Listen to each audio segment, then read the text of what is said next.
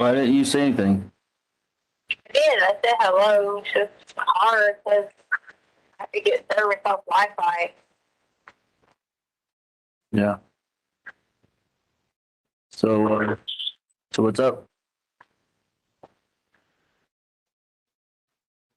Oh, I'm a little hungry. You still haven't eaten anything? No. Huh? No. Why not? They don't have any money or cards. They have all that. I have all my debit cards, credit cards. Who has all that? They have it from my car. I don't have anything from my car. Oh, you didn't have it with you? I did. I had my purse with me, but they took my purse and they took my Apple Watch and all that. They took everything I had possession on. Why did they do that? I guess the same reason they took everything that was in my book bag and all they car. I mean, they even took the dog paperwork and my social security card and my birth certificate. My passport, which is why I can't be at the airline because I have to have a passport.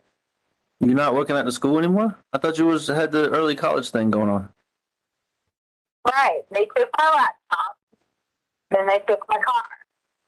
So I called them and said, hey, I don't have a way to get to work right now. I'm going to work on this. I should have my car back in a day or two. Well, I'm still waiting, and I don't have a way to get to work. Sure as I don't have a way to drive to Denver, and I don't have a passport because I have to have my passport and my crew badge to get on DIA. So you still Need to help me get any of it. Who's no one, like the police or whatever? Like, I've called the evidence department several times and just been like, can I at least get my tax? Can I at least get anything that deals with my everyday life of operating? Like my cards, my passport. And then the guy was like, well, why do you need your passport? I said, no. It's required by FAA to have it with you at all times, or you cannot even get to the airport, can't do anything. Yeah, you told me that. I forgot. I'm sorry. So I just want to get my concepts like that because how am I supposed to work if I don't have any of it? Yeah, I know. Placed on hold. Please wait for your contact to return. Hello? That was weird. Hello? Hey. What happened?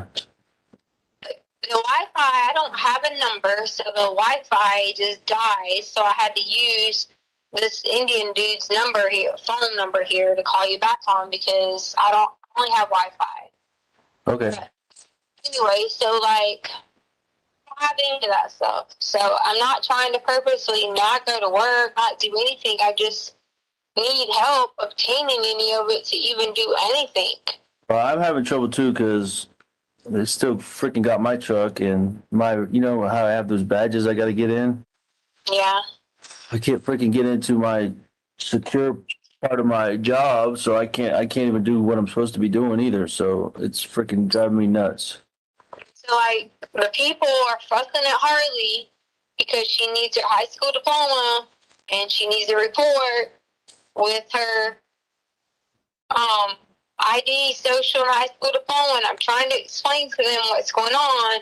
Yeah. Like, I just can't get any help because she's supposed to be there every week on base doing stuff. Because she leaves in 28 days. For basic. Yeah. Yeah. So, did anything ever happen with that job? That new MLS? Yeah, the guy wants to talk to her about it. That's why he told her, he said to come in, but we didn't have a way, so we explained that to him. So we didn't have a way. We don't have a way to get on base because they have IDs. They have everything. It's in the book bags, everything. Okay. What were you talking? What is what was that thing you said you called? I just popped in my head. CIB or something? Yeah, you guys, I'm trying to talk to you about like help, and they're not, I'm not downing or talking about anyone, but they don't need to be the lead agency if they're not going to lead. So the Colorado Bureau of Investigations can even look at it from a different approach. So I called the Colorado Bureau of Investigations and I talked to someone and they're going to call me back. What did you tell them? I didn't say anything bad about anyone. I just said there's a lot of key things that they're choosing to leave out. And I said, it's becoming a witch hunt after one person. I said, when they're barking up the wrong tree and they're not even following what credible things that I've told them. Well, They want tips from the public, but the public was not there. Well, what credible things have you told them? That's what in our emails I'm trying to, and I know you said you were waiting to talk to me and everything, but what is it that you've told them? Because I know we had some, uncertainty about some of the things initially, and that's fine. But like, what is it that you told them that they're not looking at? What is the? Can you walk me through it? I know I asked you for that timeline. Hold on a second. I can't breathe. Give me 1 second. Take your time. Just try to get some deep breaths. I'm just trying to put the window down on this stupid thing because, it's hot. And I'm having to run into people I don't even freaking know. They could be mad killers and shit to be like, hey, can I use your phone? Hey, can I sit in your car for a minute? Hey, do you think I could drive your car to the store? I know I'm starting to feel some heat too. Like I told you when I went to Bass Pro Shop last night. I wanted to get some clothes, but I was trying to hope to run into you on the north end, like you said you were out there. But Yeah. well, like I said, I was just trying to hope to bump into you or something. But I feel like I'm having to hide now. That's why I went and got some redneck clothes, the clothes that you don't like, because all those nice clothes I have at the house that you got me, I would just stick out like a sore thumb, and I'm just trying to hide too. I don't know how long you got, but I just wanted to start with you for Saturday what I have. Okay. Listen, I scooted away for lunch, so probably hour and a half, so we got plenty of time.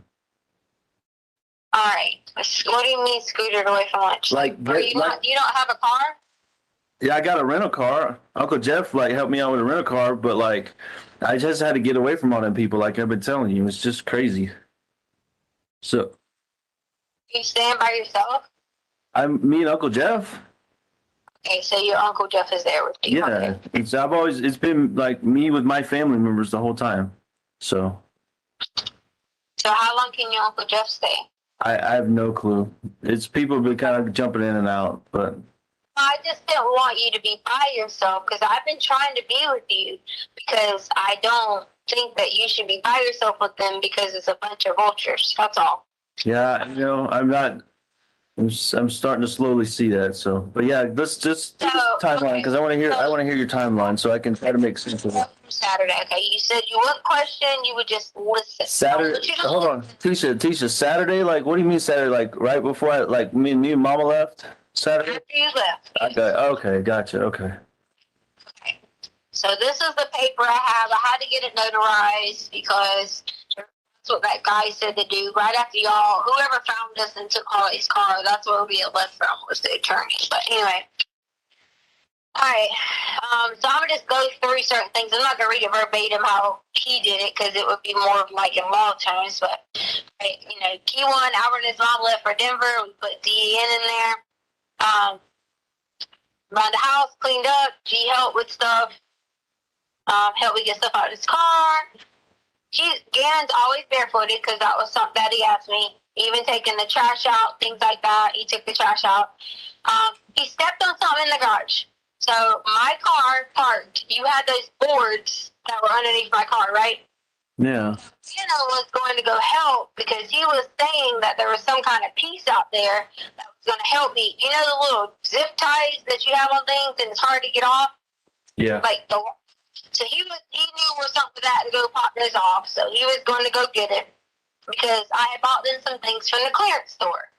All right, so Gannon cut his foot on those boards. We flipped the boards over because we were freaking out because I was like, oh my God, your daddy said don't get oil or anything from your car and leak on those boards. You know what boards I'm talking about? The one, the 2x4s that I have, that you drive over to park in the garage or whatever. Yeah. So Shannon, sit down in the back of the car. You know how funny I am about my car. But also, we just bandaged it up, whatever. All we did was stick a bandage on it, whatever. And I said something to him about, again, you gotta quit coming out here barefooted, which I do the same thing. I take dogs out barefooted anyway, freaking cold weather. Hey, let me ask you. Hold on. Wait a second. I'm just thinking here, and I'm going to listen to everything. Just something that popped in my head. He always goes out the front door to do the trash. That's so weird. But he was helping me unload. Like, I had bought them a bunch of stuff in the clearance store. If you look in the garage. I got you. Okay, I thought you said take out the trash. I'm sorry. Let me explain this to you. There's 2 bags that was put in the garage because I had put a bunch of stuff in there. I went and bought them a bunch of crap that went on sale from the clearance store because they were changing over to like warm weather stuff. But obviously in Colorado, you can still wear the cold weather stuff, which I saw Lena online wearing, so therefore I knew it was in the house. Anyway, so my point was, he was really, helping me out, whatever, just talking to me about something. Who knows what he was talking about? He tells me about video games. I listen, but I don't understand them. Anyway, so he was bleeding on his foot, and we turned the boards over because I was like, oh my God, I was going to freak out, because these are the boards. He said, don't you get oil on my car, don't drip on my car, whatever. All right.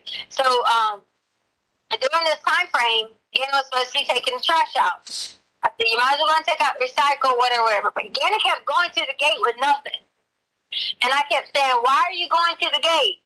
He was like, I'm going to make sure the gate is locked.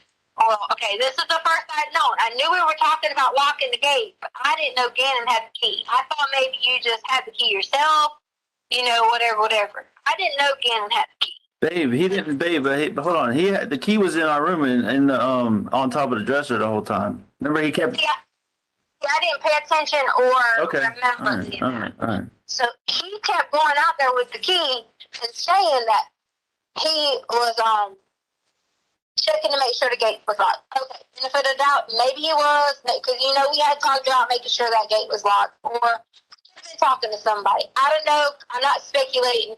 I know I got on him about, hey, doing this. Yeah. So underneath there was a rug. That rug that we stepped out on, it was a rug. There was blood on it. I had walked on it, and I was like, Gannon, we probably should just throw this away and find a new rug to put out here. So what rug are you talking about again? So the one in the garage. Right. Yeah. When you step down, there's a rug. I said we probably should just throw this away. Said because we can always just get another piece or another rug, or I'll go to Dollar Tree and get a rug, whatever. I got you. Okay. So that was that. Okay. So then on the next section it says I replaced rug, blah blah blah. Okay. Yep. Bam. All right. And then it says we came in house, and he immediately ran downstairs to the room. So then I kept going down there because his door was locked. He said he was keeping Lena out, which, again, I didn't question because they always get where 1 minute they want to play with each other, next minute they're like, get out. Okay? So then I sat on the sofa to put on the Peloton shoes because I was going to ride the bike again because my friends had said they were going to redo a later time that we could do the bike. Gannon kept coming in there saying, are you going to stay here? Are you going to stay down here? Are you going to stay down here? So I took it as if he was like excited I was going to stay down there and, just be able to run around and do whatever. But then I had to go upstairs and help Lena, yada, yada, yada. So I got on my statement, it says I was back and forth, but came back when I heard a loud noise. So there was a loud noise that happened downstairs. So, of course, I run back downstairs and realized, or so I thought, was a box or something fell over in the storage room. Sounded like something was really loud in the storage room, but I assumed that it was a box. Gannon had his door locked, so I knocked on the door. Of course, I'm like, hello, because I hear a loud noise. And so he opened and said I couldn't come in. And I was laughing. I'm like, why? And he told me he was doing something. I don't remember what he told me he was building. I'm sure it was something about the Toy Cons or Joy Cons or whatever. I didn't think anything of it. Just, okay, he's building something, whatever. But there was a loud noise, and he was in his room. So then, he said his stomach started hurting a little bit or whatever, so I told him to come upstairs. I had some special ice cream. I had those Pedialyte pops. I had already went and bought them because I thought, this time of year, this is when I got the cold last year, I'll take them. So I let him take the Pedia Pops or whatever, and he took some Miralax. So that was a normal day for Saturday. Like, you were already, going on. You probably already got the plane. We all laid down, yada, yada, yada, right? Right. We're about Saturday. Yeah. Christopher. Sunday, all right?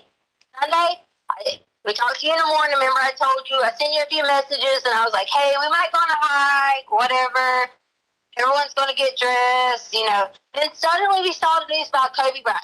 So then, of course, that delayed it because I'm sitting on the sofa crying, trying to figure out, like, oh my gosh, Kobe died. Is this true? Remember, I messaged you. We talked back and forth about it, whatever. Yeah, I had just gotten to the airport at Lawton when you told me that. Right. So Gannon hadn't talked at all. I mean, Gannon didn't know who Kobe was. Or maybe he knew from, hearing it, but didn't really know who Kobe was. He just noticed that I was sitting there, crying, oh my God, upset. And we were sitting there talking about it. So I was telling him that, hey, Kobe has a lot of daughters. He only had sisters. Gannon went over the whole, I don't want you thinking this is irrelevant because I want you to think of anything that I say that might have triggered something. Yeah, right. I'm listening very closely.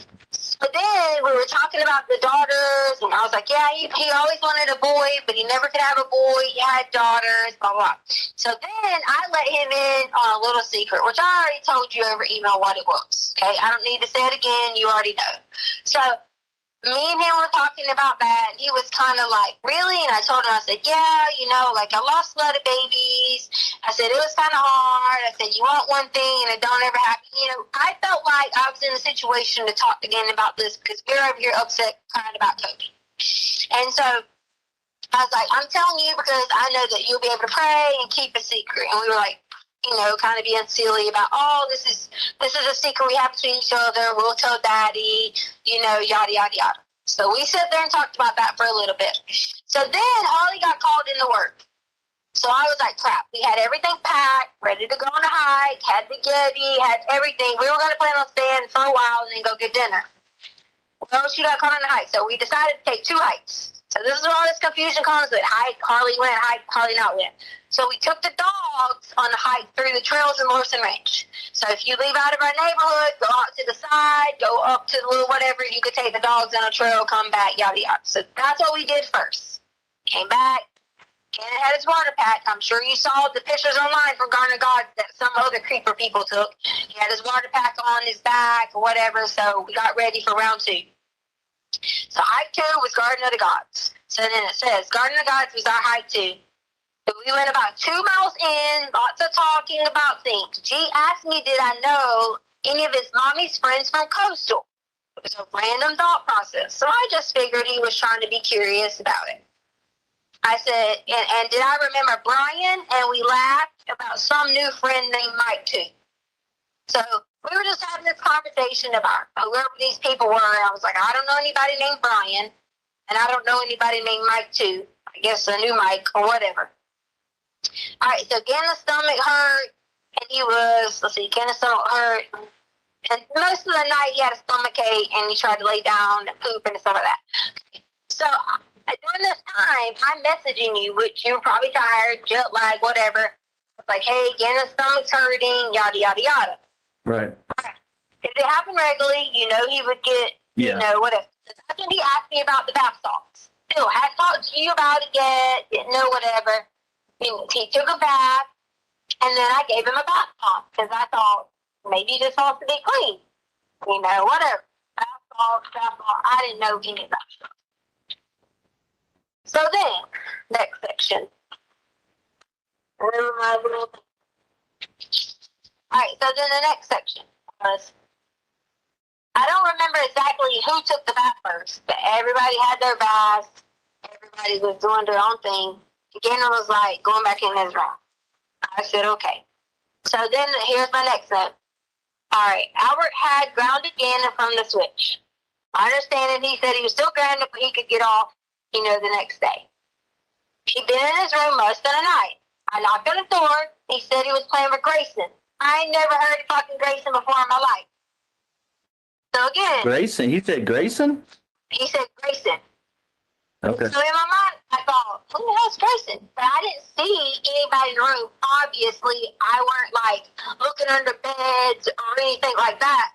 honestly, I thought, does kids at 11 still have imaginary friends? Or are they talking, is he talking to somebody online because he's not supposed to have, like technology? Yeah, right. I said right, yeah. Giving them benefit of the doubt, I didn't say anything else. I just said, oh yeah, okay, cool. Well, Grace and I said hi. I laughed it off, went off about business, didn't see anything. So later on, I don't know the exact approximate time, but I saw he was on the sofa. And I was like talking to him. I was like, "Oh, you want to sleep out here tonight?" Or what, downstairs sofa? Yeah. Yeah, I got you. Okay. I'm like talking to him about tonight, whatever. He told me his Uncle Matt was gonna visit. Okay, so I don't know who the hell Uncle Matt is. So I was just sitting there like, okay, that's when it dawned into me that he had to be talking to someone on something because Grayson, I have no clue who it is. Matt, I have no clue who he is. Then I was like, this can't be characters in some game because it didn't sound like some game characters. I don't know Uncle Matt and I don't know Grayson. So he was talking about his Uncle Matt was going to visit. And I thought, okay. Again, trying to be sensitive to the fact that I know that he probably has friends, family on the other part of the country that maybe he was missing or whatever. So it says, so again, I was like, boy, yeah, so again, that's my statement. So again, I was like, boy, you need to stay off that TikTok. You're being silly. Because I already told him he needs to stay off the TikTok. He was being silly. All right, so I went upstairs. He was on the sofa to watch TV. I told him I'd come back later with him because he wanted to watch something on the show, but I had to get Lena ready, and I promised him I would let him stay up 30 minutes later. I said, I was upstairs, getting Lena ready for bed, yada, yada, yada. Well, then, out of nowhere, the alarm is going off. It didn't start with anything other than the alarm. Lena had laid down. I had went in the room. I was sitting there with the dogs. I don't remember exactly what I was doing, but I was doing something on Roku. I hear the alarm go off. So I walk in the living room, hit the alarm code in. And I'm just like, alarm code. And it stopped. So I thought, who in the world, was on the alarm code? Then it beeped again. It kept going. And then it started fire. It was yelling loud, fire, fire, fire, fire. And I'm just like, fire? And I look around, don't see any flipping fire anywhere. So as this goes on, I'm like, okay, put the foot in again, it stops. So I'm like, okay, I might get on the phone with ADT because something's wrong with this thing. Remember when we were out of town, the neighbor said she smelled gas and her thing was going off, but then they didn't find anything? Yeah, right. So I was thinking maybe it's something to do with this. So that was how my whole process was. So then, at that point, I was like, the carbon monoxide thing started beeping. And I ran in there where Lena was at, and I said, Lena, are you asleep? Because I knew, unless I was under some adrenaline rush, and this is not being mean, I would be able to just pick Lena up and yank her out of bed. But luckily, she hadn't fell asleep all the way. I said, Lena, because I thought I was being crazy. I said, you hear that? It said fire, right? She's like, yes. And so I grabbed Lena, run her outside, run her with the dogs, give her the keys to the truck, throw them in the truck, and I run back inside. Still don't know anything, and then remember, oh my God, again, sorry that for a second I hadn't remembered that because I was trying to still figure out what in the heck I'm with that. So I run back downstairs and realized that there's smoke downstairs. I was coughing and choking and couldn't get through the smoke part. Run back to the garage. You had these little mouthpieces that you could put over your mouth. Yeah, dust protectors, whatever. So I grabbed one of those, put it over my mouth, ran back downstairs, and when I ran back downstairs, again, I was still asleep, not knowing this was going on, and there was fire. I took the cover. There was a whole bunch of tons of cover that was inside that little tan thing and Gannon had on or whatever, and I just jumped on them. I don't know if that was the right thing to do. If it was the wrong thing to do, I'm sorry. But I just jumped on it and kept jumping on it, and Gannon was right in one of the covers. So Gannon did burn his arms. It wasn't bad. It was like almost like, how you get a little bit of oil on it, and it's just underneath the skin, but as long as y'all peel it, it's fine.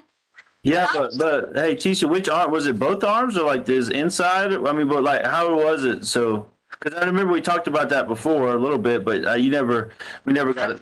I feel like it was across the arms. Like, I feel like it was, and I told the investigators this. I said, and I don't want to skip to this part, miss this part. But remind me to say this later. I told the investigators later that I said, I probably should have looked a little more in depth at his arm. What if he's hurt? Yeah. Because it could have been, like, he wasn't complaining like, oh, it's hurting. He wasn't saying anything along those lines. But I should have looked a little bit more in depth. Honestly, we ran. So we ran out. I'm sure they got the footage of us, me running out first, because Gannon was grabbing his cover, running out behind there, because he was caught. Hey, what time was this so I can maybe tell somebody to look at the footage? Well, I mean, I told them originally, I don't have access to the ADT now, but Yeah. Because the ADT said it had an alert for fire. So I would imagine whenever that alert went off from ADT, it would have been within that few minutes. Yeah, like, fine, I got you. 15 minutes. Hey, tell me about it. So I'm really concerned about these burns because he's freaking hurt. Like what? What were they big? Were they small? Like what was it? Was it from the candle wax or what? Let me get to that part. It's not going to worry you in a minute when I get to that part. Okay, because I'm freaking out right now. Because I understand. So when he runs to the car, he runs in because I'm running. He's running behind me. I jump in your truck. Always jump in your truck because the keys were laying there. Okay. I jump in your truck. He jumps in on the driver's side. He's screaming, crying, whatever. Lena's in the back seat with the two dogs. We turn your truck on, and we drive the hell off. Don't ask me why we drove off. I was freaked out because I was like, oh my God. Like, it was the carbon, it was the smoke was more scary and terrifying than actually the fire. So okay.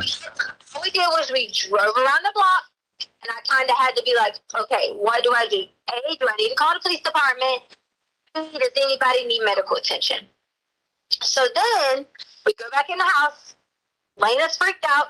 I put Lena in our bed. I said, Lena. So you drove around for how long and then came back?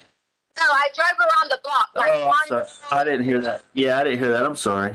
Yeah, I drove around like the block, like Wando, that area. Yeah, I know.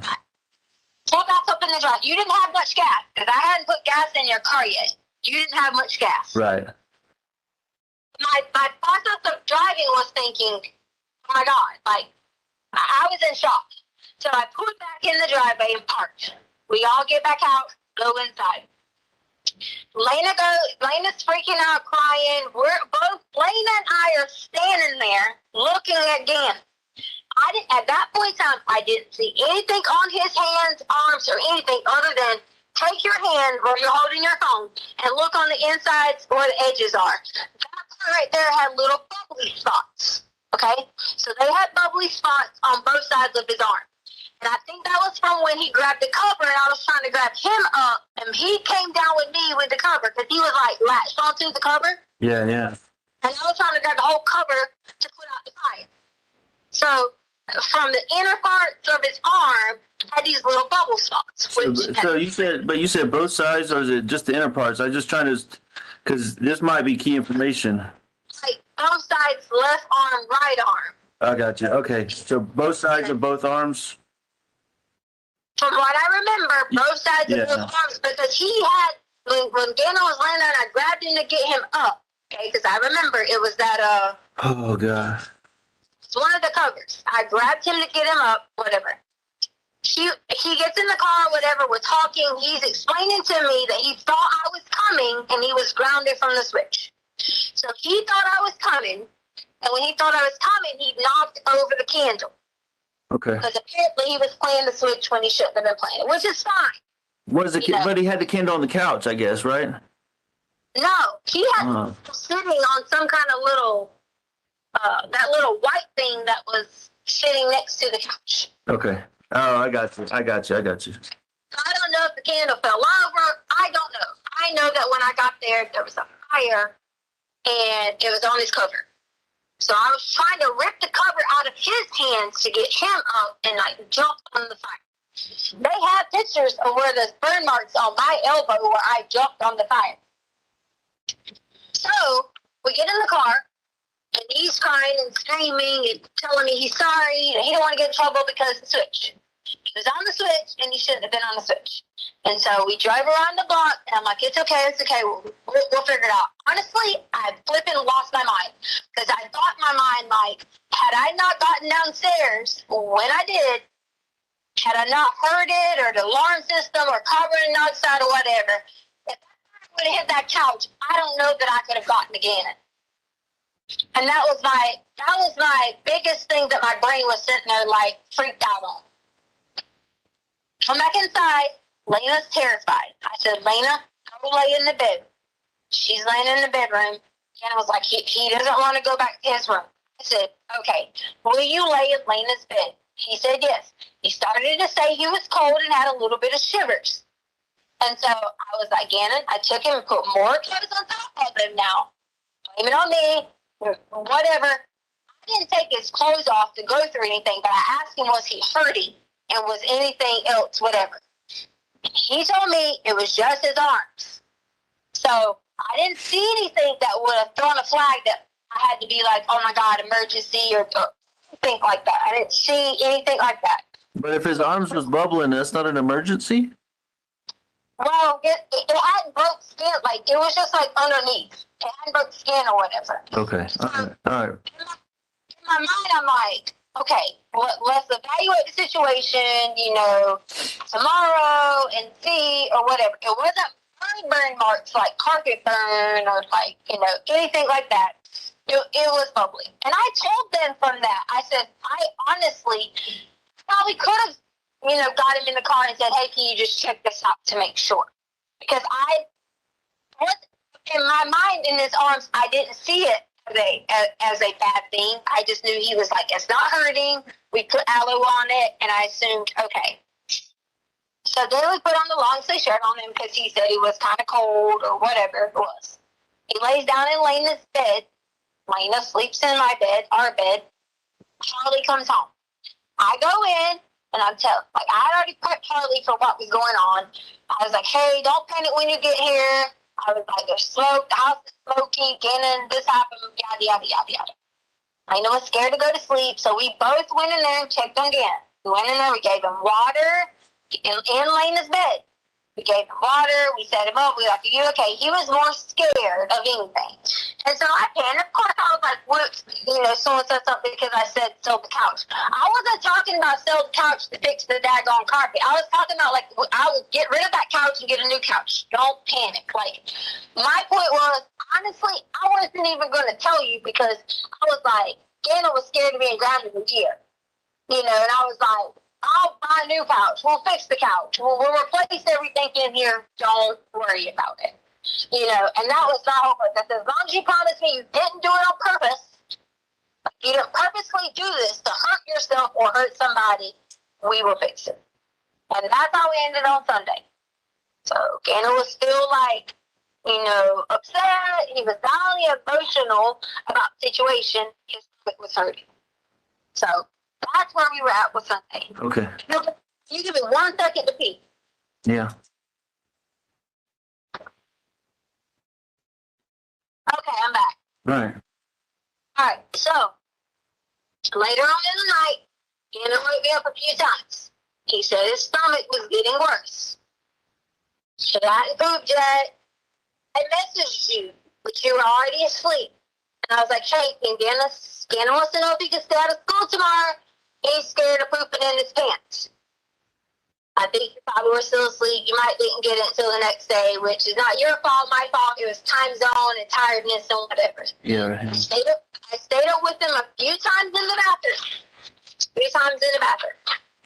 Finally, I was like, okay, I wrote you back. I said, I'm just going to make the decision that Gannon can stay at home tomorrow because he is so terrified about pooping in his pants. So the next morning, I called the nurse's line, and I asked the nurse's line about his stomach and giving him Miralax and yada, yada, yada. You talking about the TRICARE nurses line? No, the urgent care nurses line right in front of Fountain and whatever that road is. I got you.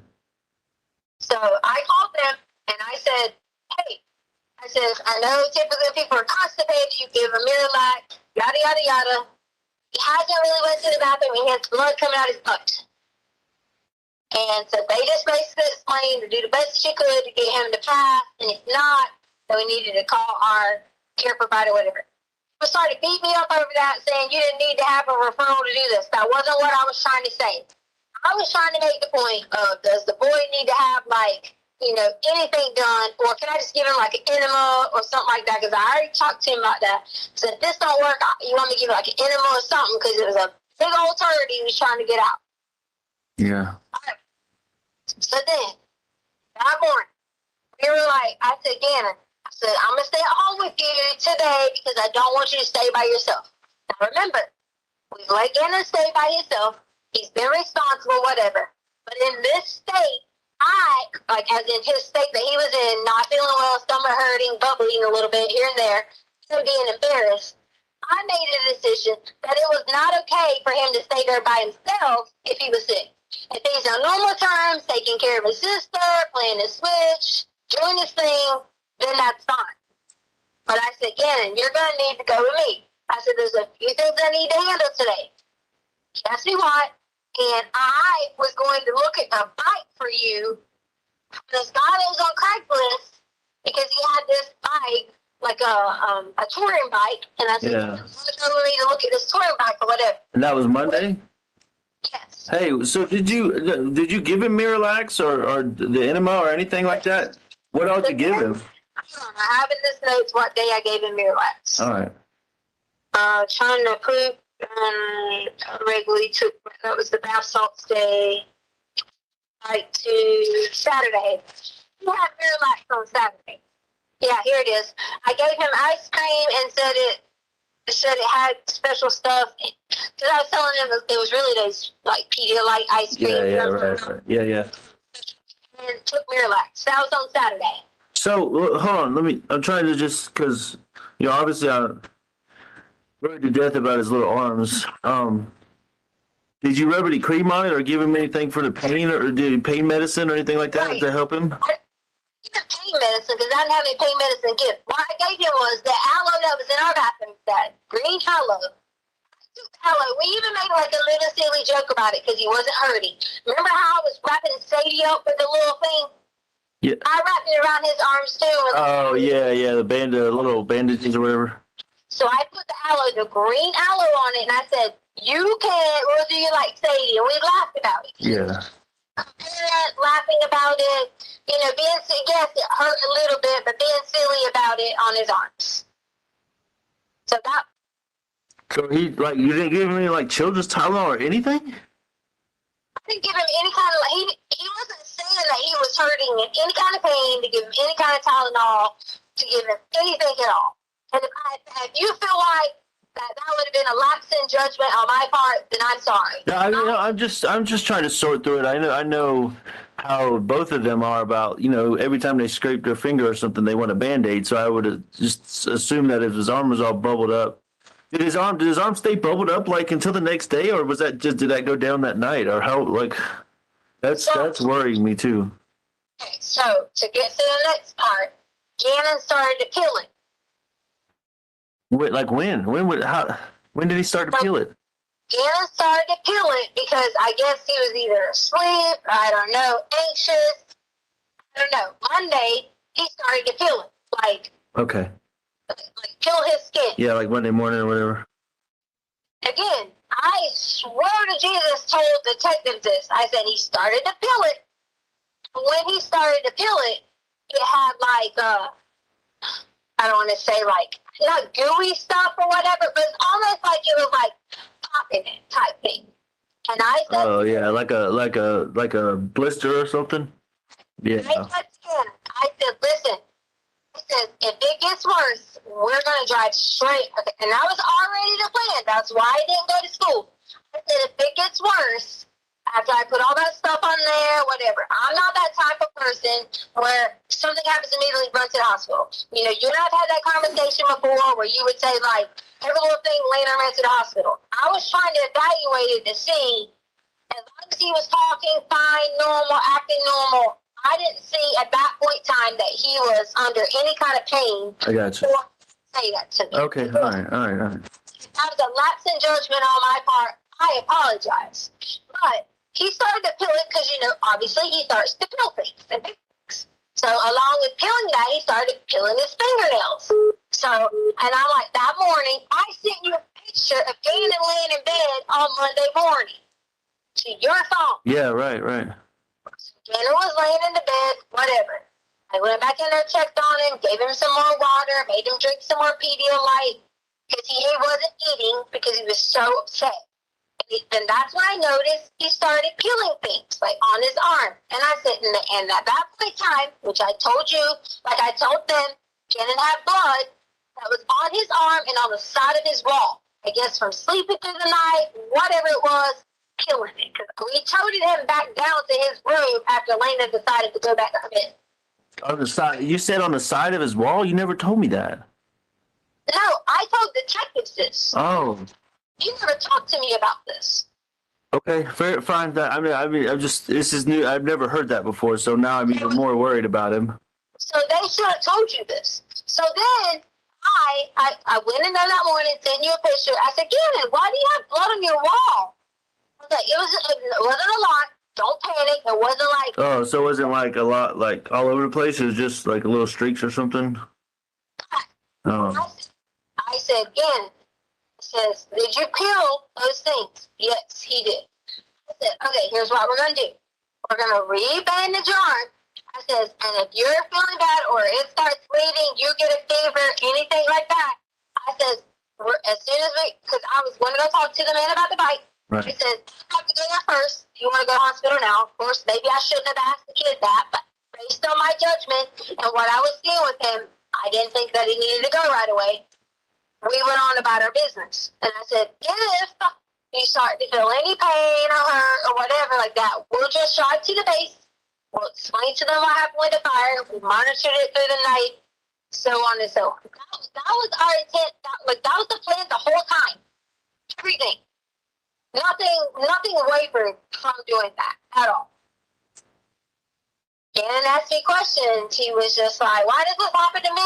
Why do I always get hurt? Because, you know, he had hurt his foot on the boards outside. And I said, Gannon, we're going to figure all of it out. Don't worry about it. We will replace it. Okay? So Monday morning, after all this, I was like, Gannon, we're going to go find, which I probably shouldn't have said to him that he would have known that it was on him. But I said, we're going to go find someone to replace the carpet. He says, and then we'll get it fixed. We won't worry about it. We'll monitor your arm through the day. Yada, yada, yada. So we're going to go get some coffee. Just hang out. And I said there were some things I need to get for the pet store, and we need to go meet the guy about the bike. The plan was, that's the reason we drove the truck, because if I end up blocking the bike, I was going to put the bike in the back of the truck. Yeah, I got you. And it also knows that when we left, we took my softball bag, Charlie's softball bag with that, stuff like that in it, helmet, because I was asking him, did he want to stop by to look at those hockey skates? So we took any of that old equipment that I had, and we loaded it in the back of the truck, which was the long Easton bag I have. Yeah. So you took Harley's bag? Charlie's bag, because she don't use that bag. The little book bag, the softball bag that's like a book bag. Right. Oh. So we were going to take it to the sports place and see if they did like trades, whatever. Yeah. We were going to surprise Lena when she got home if I could got him 2 new things of skates or hockey skates or whatever. Cause You talking about Play It Again Sports over there that we went to? That's why we were so far across town. I gotcha. All right, so that was our plan for Monday. Go to Play It Again Sports, get some coffee. We needed to get gas.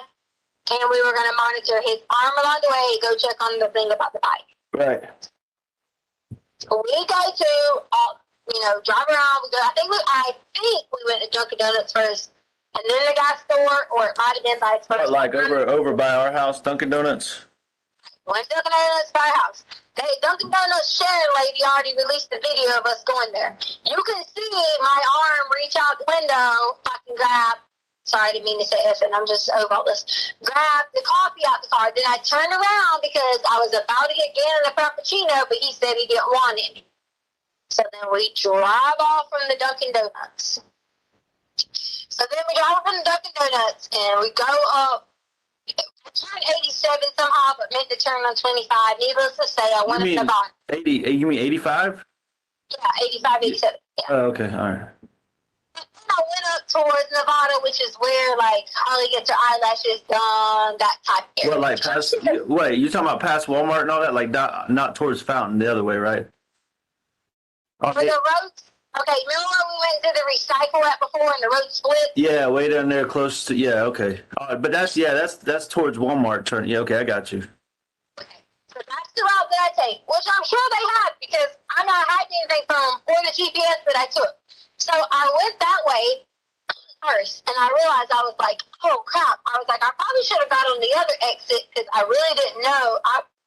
Throughout lately, I've been trying to find my way around, like what exits to get off of, things like that. So I get off and realize, like, oh, this is the way to where we went to the recycle thing at. So I just kept driving and ends up making a curve and turning you back to 25, Nevada, and all that. And I was like, oh, there's the Petco. I was going to go to PetSmart, but we ended up Petco, so whatever, same thing. Petco? You went to Petco like way over there? That's the only Petco there is. I don't know. The only one I know is the one we went to by Target that one day. I might know Harley's were? Yeah, that's PetSmart though, isn't it? Right, that's what I was saying. I got you. I was going to go to PetSmart, but I went to Petco. I got you. So I go to Petco and walk inside. Gannon wanted to stay in the car playing the Switch.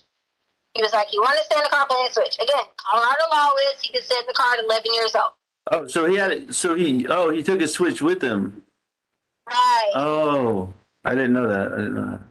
Yes. He had his Switch, playing his Switch in the back of the car. You talking about a truck, right? Yeah, I'm sorry, in the back of the truck. Okay. So he was playing his Switch in the back of the truck. Well, I went in the first time and yada, yada, yada. I was going in because Sadie has been having, like, I don't even know what it is. She needs to get her vet paperwork so I can get her checked. I didn't know girl dogs had, like, periods or, like, stuff come out. I didn't know this. So I walked in and found these little pads that they had. And I'm, like, looking at them, whatever. And I set the phone down because I'm, like, and my mind is so blown that dogs have this. So I'm, like, looking at it, freaking out, thinking, okay, should I get these or should I just call the pet? The vet, maybe it's just something weird coming out of her body parts or something like that. Whatever it may be. So then, go back up to the front, look around. I look out the door several times. And these people I know have said, she was suspicious looking out the door. I was looking out the front door just to make sure nobody was at the truck because Gannon was in it. That's all. It was just, he was in the truck. And what if he needed to get out pee or, whatever. That was the only reason I kept walking back to the freaking front door just to make sure he was fine. He was in the truck. So then I get 3 outfits. God forbid I got 3 outfits and only had 2 dogs. Because, of course, this is what these people talked about. I got 3 outfits, checked out, walked out, got in the car. From there, we were going to go to the Play Again tour. But wait a minute. Why were you so... I'm kind of confused because, like, you said you were worried about him getting out, but, like, we've gone to the gas station and, like, he's never tried to get out of the car. So what was, I don't know. Maybe that's nothing, but what made you freak out that day? Parked on the front row. I was parked a little bit off. So, like, if he needed to get out and use the bathroom or he was looking for me or whatever. Okay, all right, yeah. I was just, that kind of was weird because, like, he's usually, he does what we tell him, stays in the car. But anyways, go ahead. Hey, but not Albert. Exactly, he does. Just like I told you, he could have stayed at home on a normal basis. But he wasn't feeling well. Yeah, so I was fine, I got you. What if you had to poo? Whatever. Yeah. I was just trying to be a good parent. That's it. It wasn't no... I know.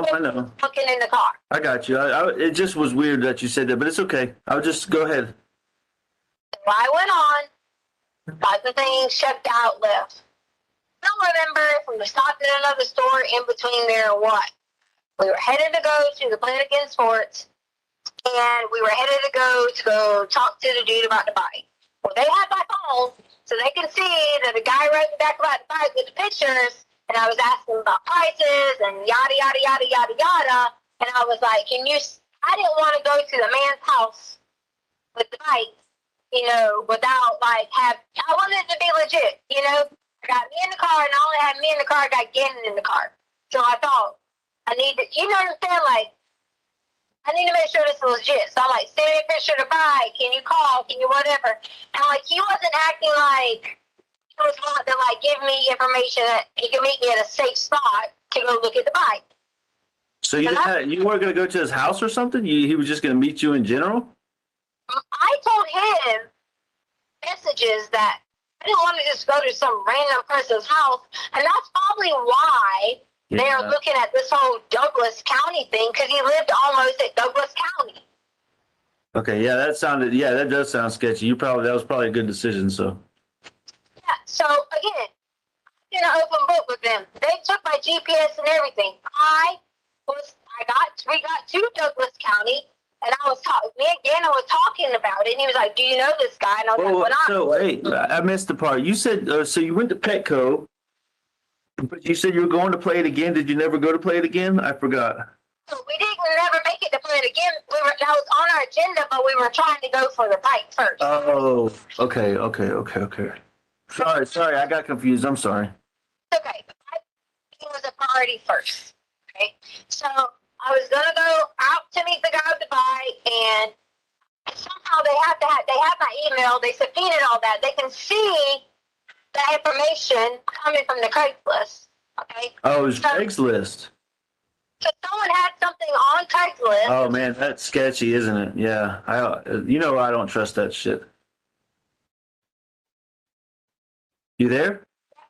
You went and bought wood and stuff on Craigslist. Yeah, I mean, for you to do it, and Craigslist, I never trust that shit because they always have those sketchy people doing, I don't know, stupid stuff like meet and greets and stuff. You always told me about that, remember? Yeah, but this was just a bike for sale. Okay, I'm just saying, I'm worried about you and my son's safety. That's what that's my point. That's why I realized, I said, well, we rode through, okay, so when you go up Palmer Lake heading to Douglas County or whatever, we went that way. It was supposed to be that the guy had a warehouse somewhere between the Palmer Lake area or whatever. What, a warehouse of bikes or something? He said he had a couple bikes that he used to do riding and touring and stuff like that. Like those bikes I was looking at doing those rides, like through Alaska or whatever? Right. Okay. So, get out on this road. So, if you're on, I want to say it's exit 165 or 163. Okay, I think that's what I want to say the exit was. Oh, on 25? Right, okay. Yeah. So, you know how you're going to, before you get to Castle, it's where we went to take the, remember how traffic is backed up, you can take that back road? Oh yeah, before you get to 182 where the outlets are or whatever. You can take that back road the Castle Rock. Yeah, I got you. Okay, so it was off that, but to the right side, not to the bougie side where the boonies and stuff was at. It was off that way to the right side. So I originally got off, and again, they can see this on my GPS. I got off, I went left, and went down that little hill where the little people were at, and I thought, this can't be the right way, because he was saying something about signs and all this. Turned around at the little, woods or whatever, came back up, went across straight, realized it was on that right side. I think it's called Palmer Lake or something like that. Supposed to be looking for this place, still didn't see it, and then it ended up being all mountainy and dark. I say dark, it wasn't dark in the day, but yeah, like woods and stuff, yeah. We turned around, left out of there, and I was like, well, this doesn't even look too great. Again, let them go search that area all they want to. They're barking up the fucking wrong tree because all we did was went through there looking around and trying to figure out where this warehouse was supposedly at. So you were in the truck or out of the truck?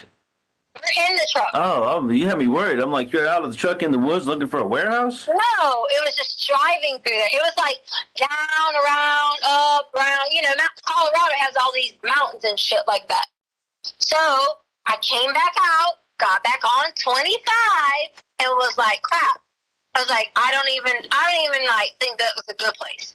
Me and Gana was like, why can't we just go buy it in the store? Don't they have them at Walmart? You know, and so we were like talking. I was like, yeah, I'll just figure out another place to get a bike. Because the whole thing was I was going to buy you the bike and surprise you for Valentine's Day for it. That was like the whole shebang. Yeah, I would love that for sure.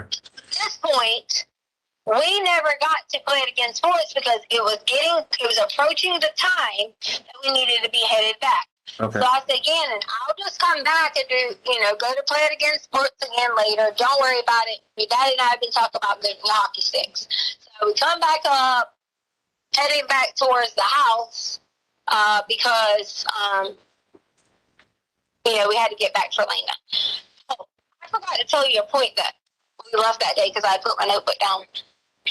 Let me go back to this on Monday. Okay. On Monday, when Gannon and I left, we found someone in the neighborhood who was working for the Lorson Ranch people. So this is why I came back to you and said I didn't think it was the carpet guy. I say working for the Lorson Ranch people. I don't know who he worked for. Like whatever that Emery Homes or whatever it's called.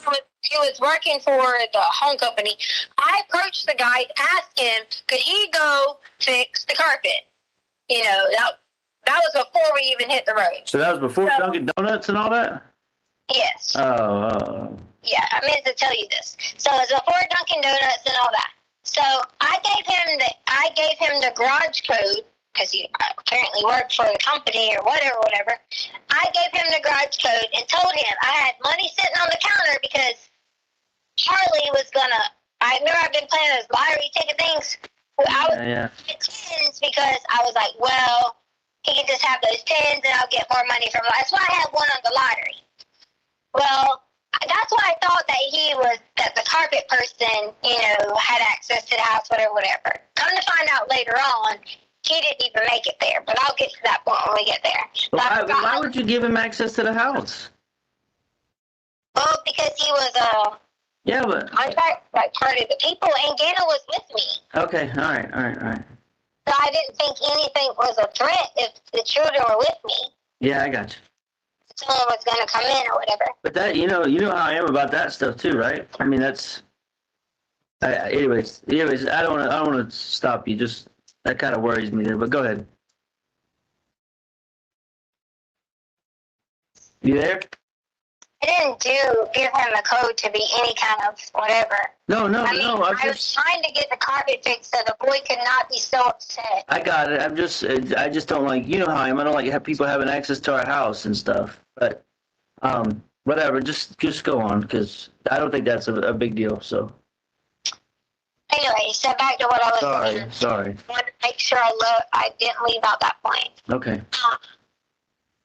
So, fast forwarding on, we have to hurry up. We have to get back because I knew that Lena would be coming home at some point. The original plan was we were going to go pick Lena up. That was the original plan. We're like, hey, we're going to go eat sushi tonight. Because everybody's been talking about eating sushi. Yeah.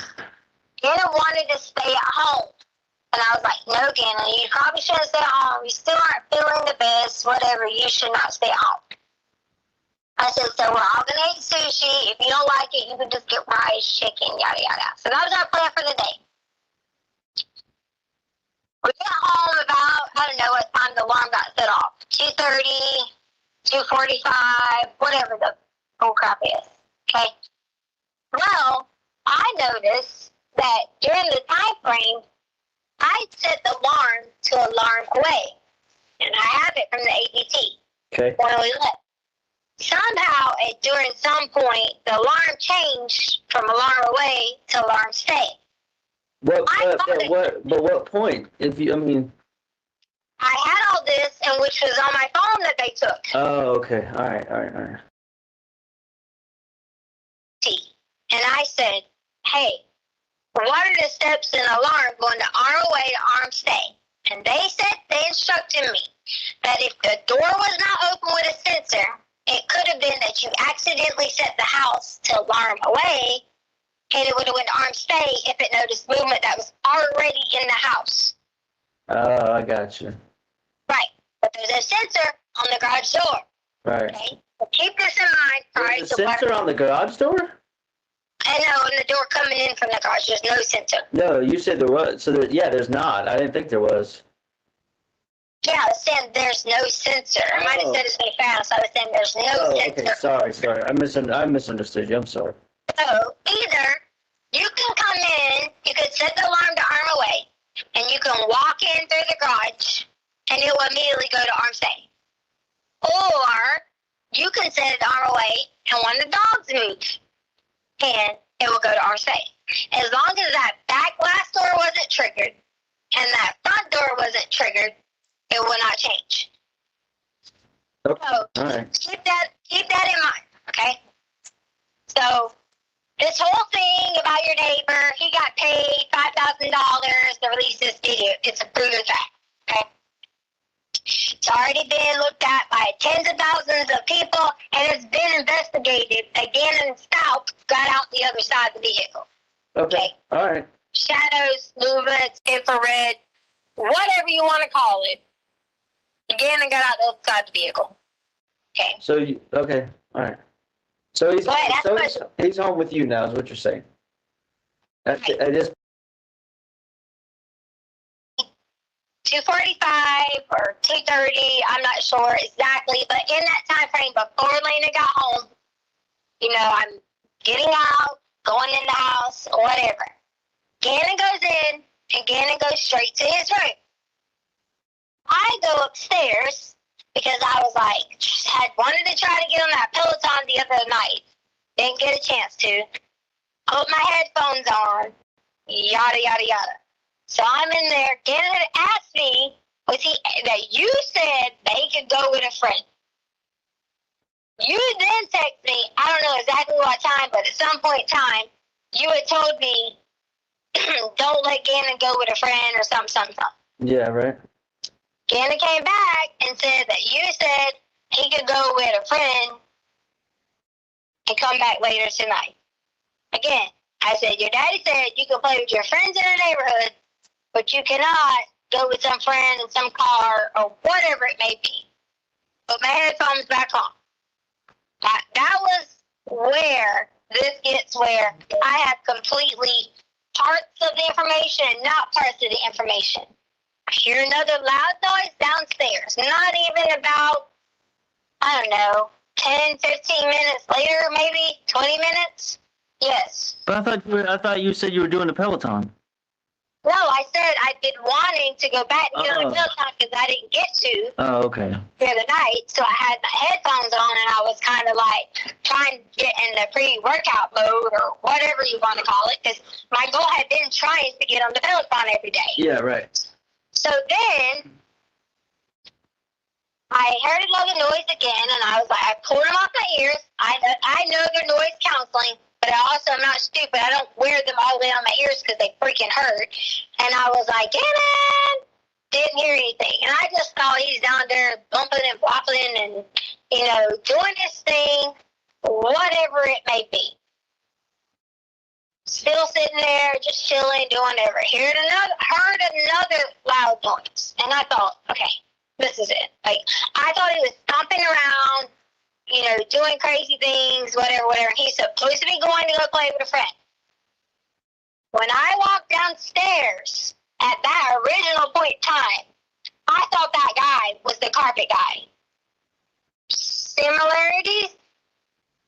I didn't really remember exactly what he looked like, but I remember some of the details. Now, fast forward, you'll hear me say night after night after night after night, I dreamed of different things that have added detail to this. I thought it was the carpet guy because there was carpet everywhere, boxes, you name it. That was the loud noises that I heard. The next thing I know, I'm out. Blacked out. And which I told you this. Yeah. So what I'm concerned about with that is, did he take all those boxes and carpet with him when he left? the carpet was already in the house. Oh, but what about what? I just don't remember seeing any of that stuff when we got there. Did you clean? Is that part of what you cleaned up or whatever? No, the carpet was. I saw it there when the police watched me take my stuff out.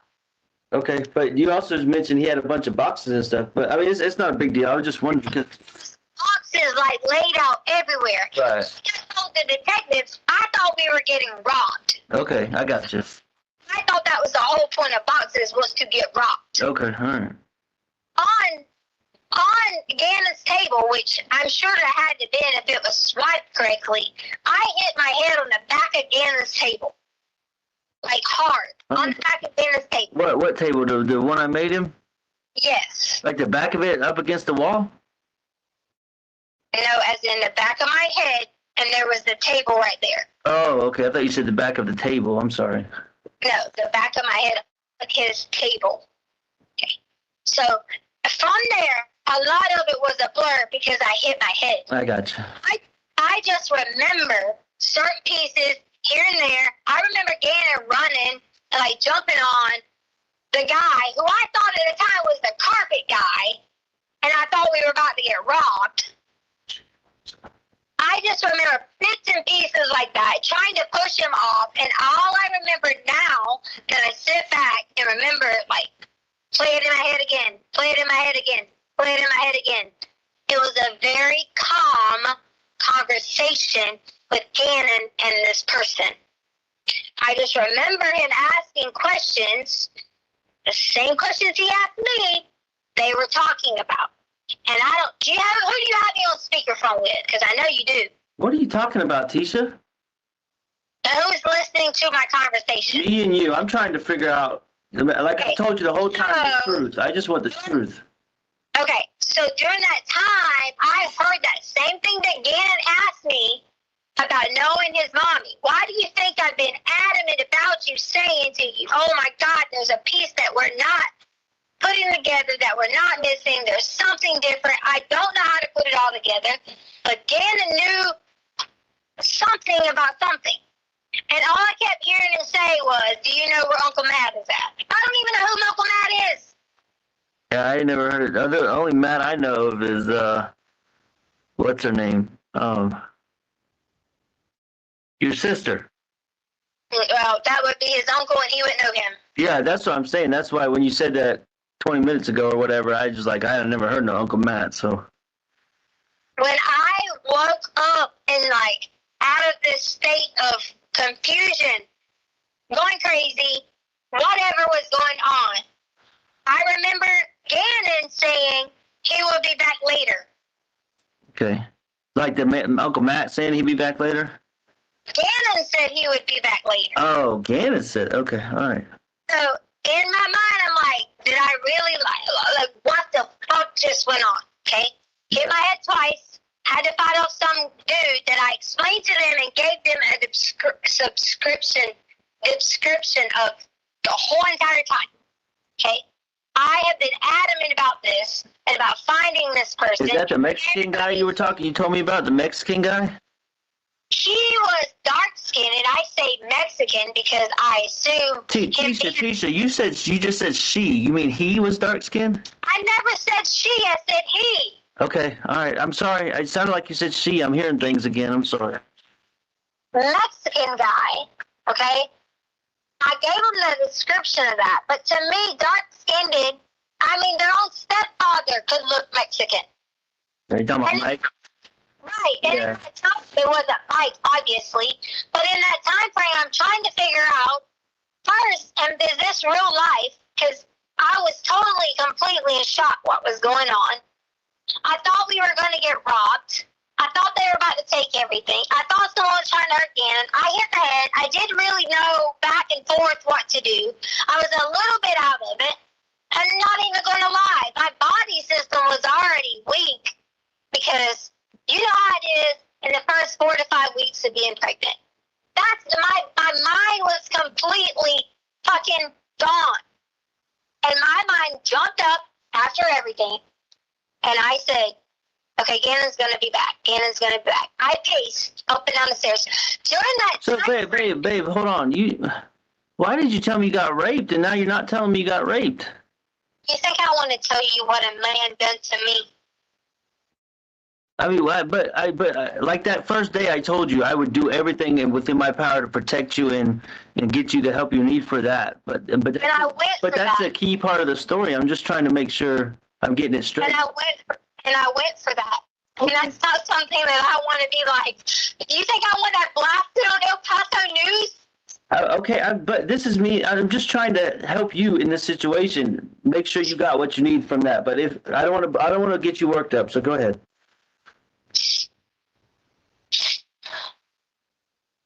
Because this hasn't been hard to know that like somebody was there trying to hurt me and Gannon, and I'm getting knocked out of it. I Trying understand. to fight for my body, trying to fight for someone not doing something to my body.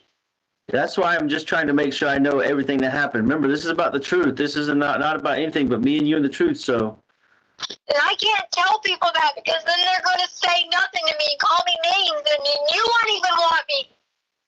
Why would I not want you? I don't understand what you mean by that. I tried. I didn't know what was going on. All of it was a blur in and out, trying to figure out. I got up at one point and ran to the door and sent Lena away. Sure, anybody in a logical state of mind could have said, why didn't you give Lena a note to run to the neighbors? He knew everything. He knew everything about us. He knew our names. He knew where we worked. He knew where Harley worked. He knew where we drove. So back up a second too. So just because I want to know about Gannon's well-being too. We already covered what happened to you, but you're saying that initially you told me Gannon got beat up and he took him away, but you didn't say that this time. So please tell me. Gannon jumped on his back. Like when he was trying to hurt me, Gannon jumped on his back. And that's clearly what I told the detective. Okay, so what happened to Gannon in that instance? Because I got to know that. I don't know. I just remember Gannon was on the other side. I was on where the door was at. Okay. Gannon was behind me on the floor and was crying.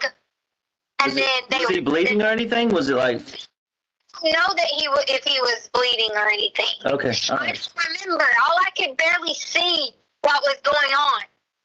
Was there any blood on the floor after you got? Do you remember anything like that? When I woke up, there was no blood anywhere. I probably went after the second time. So when I ran back upstairs, they sent Lena away, and I said, Lena, please go get the milk. Harley pulls up. I says, Harley, please take Lena to Dollar Tree. And they're like, okay. I said, please take them now and get these items. Exactly what I did. Did Harley notice that you were distraught or anything? Harley was, she was just looking at me like, what in the world? I said, please just go get the items. And Harley was like, what are they? I was like, carpet spray for the dog smell and the carpet powder for the dog smell. And Lena and Harley left. Okay.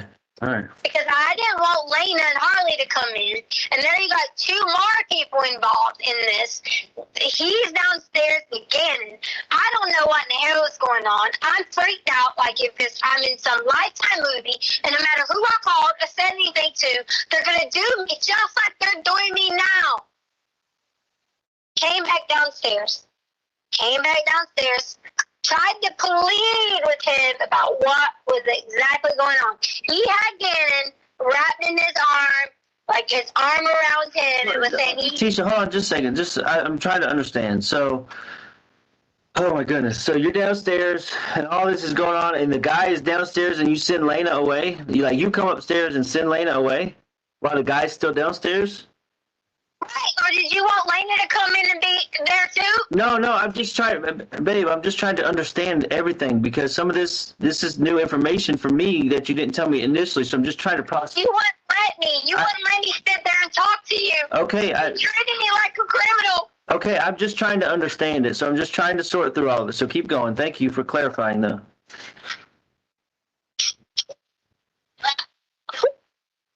You tried over it. What's wrong? I tried so hard. You tried so hard to do what? I was trying to protect everybody, but I couldn't get back up the stairs. Once I let Lena go, I don't know. I couldn't even figure out what to do. If I ran outside in the yard, what was I going to do? So you sent Lena to the mailbox, or you sent her with Harley? I sent her to the mailbox, and it's Okay. when Holly gets there, and I sent Harley a message, and I sent Harley a message quickly and said, please get Lena as soon as you get back and go to Dollar Tree. I'll explain later. Oh, so you sent her a message and then went back downstairs? Right, because I was trying to check on Gannon. But I thought you said you saw Harley when she got home. I did. I sent her a message to let her know they both. Lena pulled up. Lena came up. Okay. I sent Lena to the mailbox. Harley pulled right up. Look at the camera. Since your neighbor has every fucking camera footage, he should be able to see that they came up, and I freaking sent them right away. Well, I'll probably have to pay him another $5,000 to get him to do that, so I don't think that's going to happen. It's bullshit, ain't it? So I went back down. It's not funny because he did get paid. No, I'm not. It's bullshit. So he went back downstairs. I went back downstairs, and I'm trying to figure out, and he's just telling him that he had a new family and all kinds of things, and I'm sitting there trying to grab Gannon, and next thing I'm on the ground again. And you can't overpower someone when they put their fingers on your mouth. And this was in Gannon's room again? Yes. Okay, all right. No one tried to help. No one cared. People treating me like a criminal. When I came through, I woke up. Whatever I could say and look around and think, I thought I was in a dream. And I woke up. And Gannon was gone. That was the second time you went downstairs and he hurt you. Second time he hurt me, and once I woke up from that, Gannon was gone. Okay, so you blacked out again, is what you're saying. Yes, because I had several times, because I was trying, what I was trying to do, I was trying inside the closet, our closet door in there.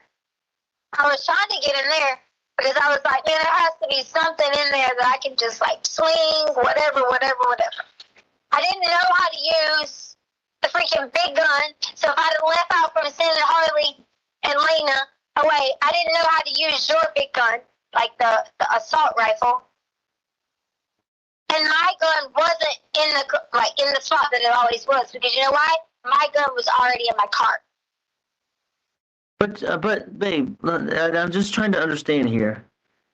You told me initially that the gun was in the house and that he grabbed it or something. Black gun. He had your black gun. Yours. He had my little pistol, right?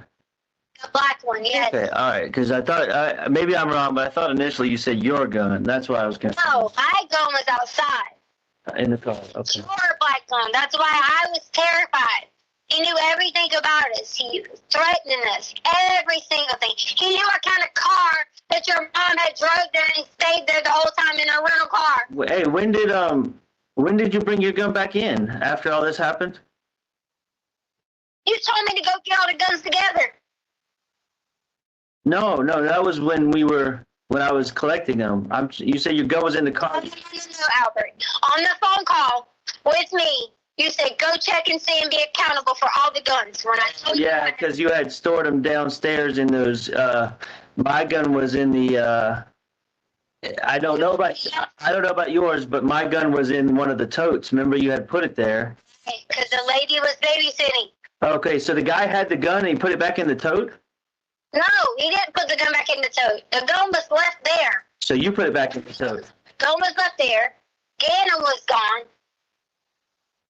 It was like I thought he was hiding. I legit thought I was in complete shock and thought Gannon was hiding. Okay. I even mentioned to the girls, I go, because I was shocked, culture shock, thinking, what the fuck happened? Oh my God, I don't know how I'm going to handle this. I didn't get the time to even go through any of the emotions of it all to think what happened, because all I could immediately do was go into the defense mode of being like, oh my God, Okay, get the girls out of here. Okay, Gannon's going to be back by the time he's supposed to be back. Because in the end, when Gannon was leaving, I remember him asking him, was he going to take him to Uncle Matt's house? I remember that being blacked out. So Gannon freely went with him. I don't know Uncle Matt. I'm not fucking crazy.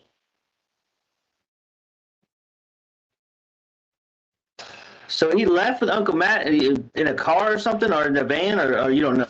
That's why he left in. I just know that the whole thing started to add up. Gannon kept going outside with some gate. Gannon had to be talking to somebody outside of that gate.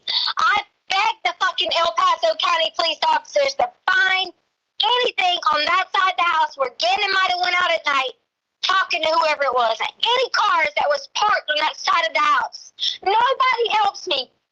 Okay, so I'm trying to this is what's bothering me about this part, and I want to be real with you because we're trying to work together on this, but I went and asked all the neighbors myself, like cameras in front of our house, to the side of our house, everything, to look and see if Gannon left the house anywhere from like 2 to 4, 4:30, anything like that, and no cameras have him leaving. So I mean, I don't.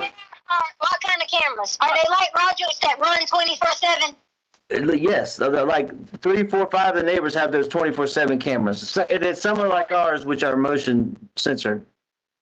Okay, which ones? Because we need to know which direction that their cameras are pointed in order for that to happen. Okay, well that's something we can look into. No. Okay, that's something we need to look into. So either they went out the front, I'm assuming, right? Not the front door.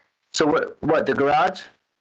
I would say the garage or either out the back door because Gannon had the gate code, like the key. And he kept going out there with this key or trying to unlock it or keep it unlocked with this key. Okay, hold on. So I understand. So now Gannon, with all this going on, Gannon tells the guy there's a key to the gate, and then they and bring the key back in the house? No. Did you listen to my story? Yeah. The other night, Gannon kept going outside with the gate. I'm thinking that the gate was automatically unlocked. Oh, okay. Did you lock it back before I got home? No, I didn't lock anything. Okay, all right. I didn't do anything unless they locked it or the police locked it because Harley said the police put cameras in it and locking it. Okay, locking everything up. We can find that out. Maybe the police locked it back though. So fair enough. So that just all that kind of is blowing my mind. You know, he wasn't seen leaving. The key to the gate was in the house. The gun was where it's supposed to be. I'm just trying to figure it all out, Tisha. That's all. The gun wasn't where it was supposed to be because I put the gun back in when you told me to collect them. Okay. Well, hopefully, I mean, upstairs. They got my gun now, so hopefully they can get this Mexican guy's fingerprints. So. Yeah, it would be perfect to me. It's nothing but from day one. I know, and that's what I'm trying to get. So get all them this information. You know, I think the FBI's in on it now. So we're trying to get them all this information. Look for a fingerprint on the gun. You know, maybe they haven't looked there. Look for a fingerprint on the lock of the gate. You know, stuff like that as the little things that they may have missed, you know, during this process. Why? Why would they have not have done that? And maybe I'm just upset by this because I feel like they barked up the wrong tree for 2 fucking weeks, Albert. It's been 3 weeks almost, Tisha. Yes, I agree. I agree with you. I'm as frustrated as anybody because I don't know anything. And so, do you think I did this? Letecia Stauch, I don't know. I'm just trying. Really? I'm trying to help you. Okay, I'm trying to help you get the truth out there. But you've got to tell me the truth. Okay. I know.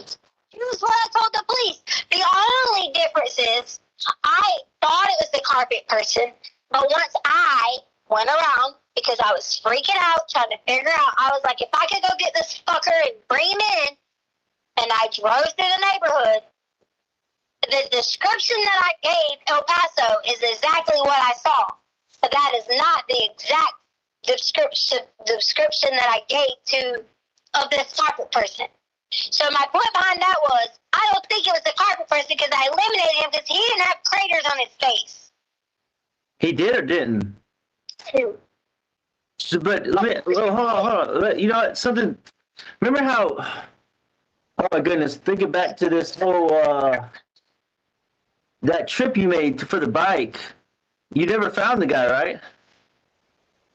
The Craigslist guy. Started looking creepy. Yeah, that's what I'm saying. You don't think that this Craigslist guy had anything to do with you? I mean, not you, but you know what I mean. Oh, I'm freaking out. Sorry. And you don't think that Craigslist guy followed you or just found you? Maybe you told him, "Hey, I'm driving my husband's red Frontier, and I'll meet you there," or something like that. I mean, I don't know. I'm just trying to think of anything. Okay, so let's say it's him. What I don't like is that people are sitting here saying, "Well, there's nothing that shows you guys leaving." If there's nothing at this point in time, it's starting to get dark. Because in case you didn't know, in Colorado, it's getting dark around that time. Okay? There has to be something that points to that direction that shows any shadows, movement, anything. And if it didn't, it was because the ring sensitivity didn't pick it up. All right, so listen, I want to be clear with you that I don't give a flip about social media. You know that. I don't have Facebook. I'm not on there, so I don't know what these people are saying. So let's me and you focus on us getting to the bottom of what's going on. Okay, let's try to block out that other stuff so we can get the truth here. Man, this Craigslist thing is really driving me nuts now. Do you think that when did you go? What was the time frame you went there again? You went to Dunkin' Donuts, right? Is they have whatever time they had me on footage the first time at Petco. Oh, at Petco. So after that is when you left? Because I went back to Petco to get more clothes. Okay, so you went. So then when did you go back to Petco after the Craigslist trip? Yeah. Oh. And you said the guy was already in the house before you got there, you think? When I got there, the guy was most definitely in the house or had already been in the house waiting or whatever it may be, which is why I thought it was the carpet guy because that was the person that I gave the garage Yeah, code. you gave the garage code to him. Yeah, right. The more I laid and the more I slept and the more I kept worrying about it and thinking about it and yada, yada, yada. Santa kept having his room door locked. I was even so terrified to think that this person even spent the night in our home. Oh, you think he was there the whole time? I don't know. Do you know how worried I've been about this? I know, that's freaking me out because remember those other stories you were talking about people coming in the back door and stuff while they thought people were away? I've been going through all that in my head too. Albert, I've done nothing but I have this book right here. You can hear it. It's like of all anything and everything that I thought of that might have been out of order, that so maybe... You think I don't want my life back? You think I don't want my family back? I know, trust me, me too. I'm tired of being portrayed as one. Okay, but you gotta help me because I'm trying to sort through all this and put a good timeline together so I can tell somebody reached out from the FBI and I'm trying to tell them a timeline of what I know. All right, I'm trying to make sure they get the truth the first time, this lady that called me, okay? So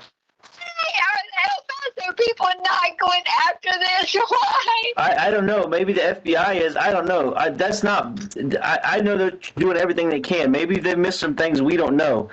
But listen, something you told me that first day that I'm trying to figure out when did you do the? Like you said, you cleaned everything up. Cleaned everything up. Yeah, from Gannon's room or wherever you got. Somebody did bad things to you or whatever. I was just talking about like the clothes I had on and like shoes and stuff. Oh, so you just changed your clothes and then threw them away like you said, and whatever Gannon had on, you said you threw that away too? They got that out of the back of the trash. It was a shirt that he wore that was burnt and stuff like that. Oh. That's what I meant, like cleaned up. I didn't mean like clean up anything bad or anything. I'm just saying like I didn't want to keep that stuff on and call it police. You told me that first day you cleaned up the whole area because you didn't want Lena to see it when she got home. That's what you told me. Yeah, my clothes and my under. You want me to really go in depth about that? I'm not trying to make you relive anything that happened to you. I'm just trying to. There's just some truth that I'm trying to find about. I mean, if something was cleaned up or something, then, I don't know. Maybe.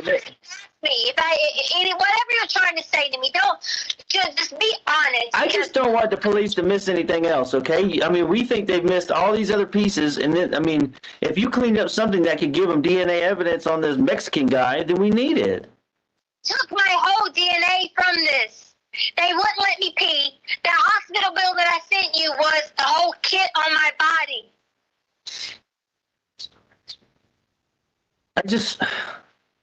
But tell me, why did you tell me? I just don't understand why you told me you cleaned up in the area, and then now you're telling me you just changed your clothes. That's When you're talking about cleaning up the area, I'm talking about from Gannon. Like, Gannon had, from his burn marks, there was blood on the wall and on the light switch.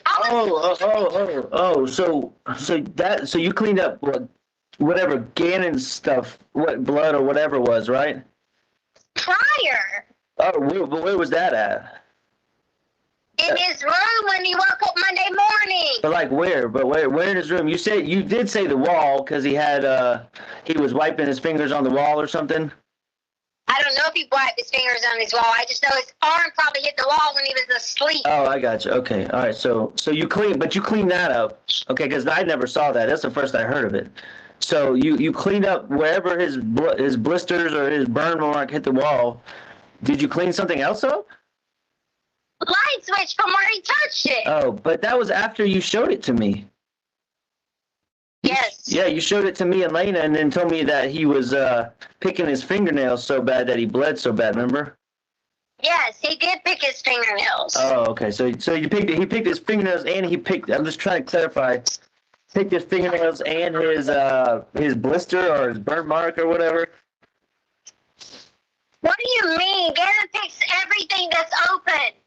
Yeah, I'm not. Why are you acting like you're got me on some trial with this? He picks his fingers all the time. Babe, because It's open. Babe, you're absolutely right about that. But I don't know why you feel like you're on trial. I'm talking to my wife, trying to figure out the truth. And like I told you before, the truth hasn't always lined up. So I just want to find out all the details so we can find Gannon. That's it. Albert, I gave you every detail. But you're coming at me saying, I thought you did this afterwards. Gannon bleeds all the time. Right. Gannon has huge nosebleeds. Did you tell him the nosebleeds from your truck is from Gannon? When did he have a nosebleed in my truck? Oh my God, don't even play. It's been there since Alaska. And the top part of your truck, you have his hands had blood marks on it from like a year and something ago. Maybe. I'm not doubting you. I don't know. I just don't remember that, but that might have happened. I know he has had a nosebleed once in a while. I don't remember that in Alaska. Nosebleeds are like in Colorado, or at least once every week or two. Every week or two, Gannon has a nosebleed. This is where I get angry. Like, people come up here and talk all this shit, and they don't even know him. I don't know. Like I said, I don't know what the people are saying on social media. I don't even bother with that. I haven't for a long time. But I'm just trying to. All right. Say what you got to say, Albert. I'm just trying to retrace some steps in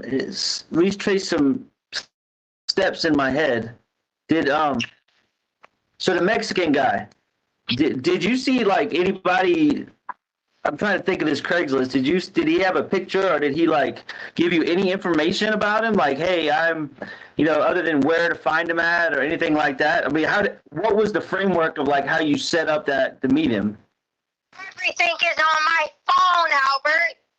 Babe, I don't know. I guess they got your phone. You keep telling me that, but I'm just trying to figure out how you went about doing this. So maybe we can. That freaking lady that called me bugging the shit out of me from the FBI, maybe that's something relevant. I don't know. I reached out to him. They have access to my phone. Okay. On my phone, I click the create listing, which generates this whole like number, something, whatever the email they do to protect the people that are selling. I had all that and access to my phone for that. I have limited access because a lot of my stuff didn't load. A lot of it weren't backed up. My emails weren't backed up. My notes weren't backed up. The only thing backed up when I logged in to the icon that it let me in temporarily was pictures. If they gave me my phone, which is mine, it would clearly have everything. And since they've done all these things, they should see this. They should see pictures of what I took with Gannon at home with me later. They should see all this shit, man. And it pisses me to fuck off that no one's even caring. Everybody's wanting to point the finger, but won't let me sit there and show you. All right, Letecia. Okay. You told me to be straight. I got you on the phone, and I'm trying to sit here and tell my own husband every little detail, everything. You think I don't want my family? All right, Tisha, listen. Like I said the whole time, I'm just trying to help you and trying to keep you and Harley safe from all. I mean, these people are after me now. I don't know who the hell it is, but like I said, I had to go get my clothes changed and everything just so I can blend in better. And I want you to know that no matter what, we can work through this together, and I can help you, okay? But you just got to let me help you. But you told me to be straight up. I got a very straight up question, okay? Are you ready? Yeah. Did you kill Gannon? I need to know. I need you to answer me yes or no right now. I killed Gannon. The answer is no. I can't believe you asked me this. I just got to know you. I told me to be straight up. I got to know what's happening to my son. Tell me why you would think I killed Gannon.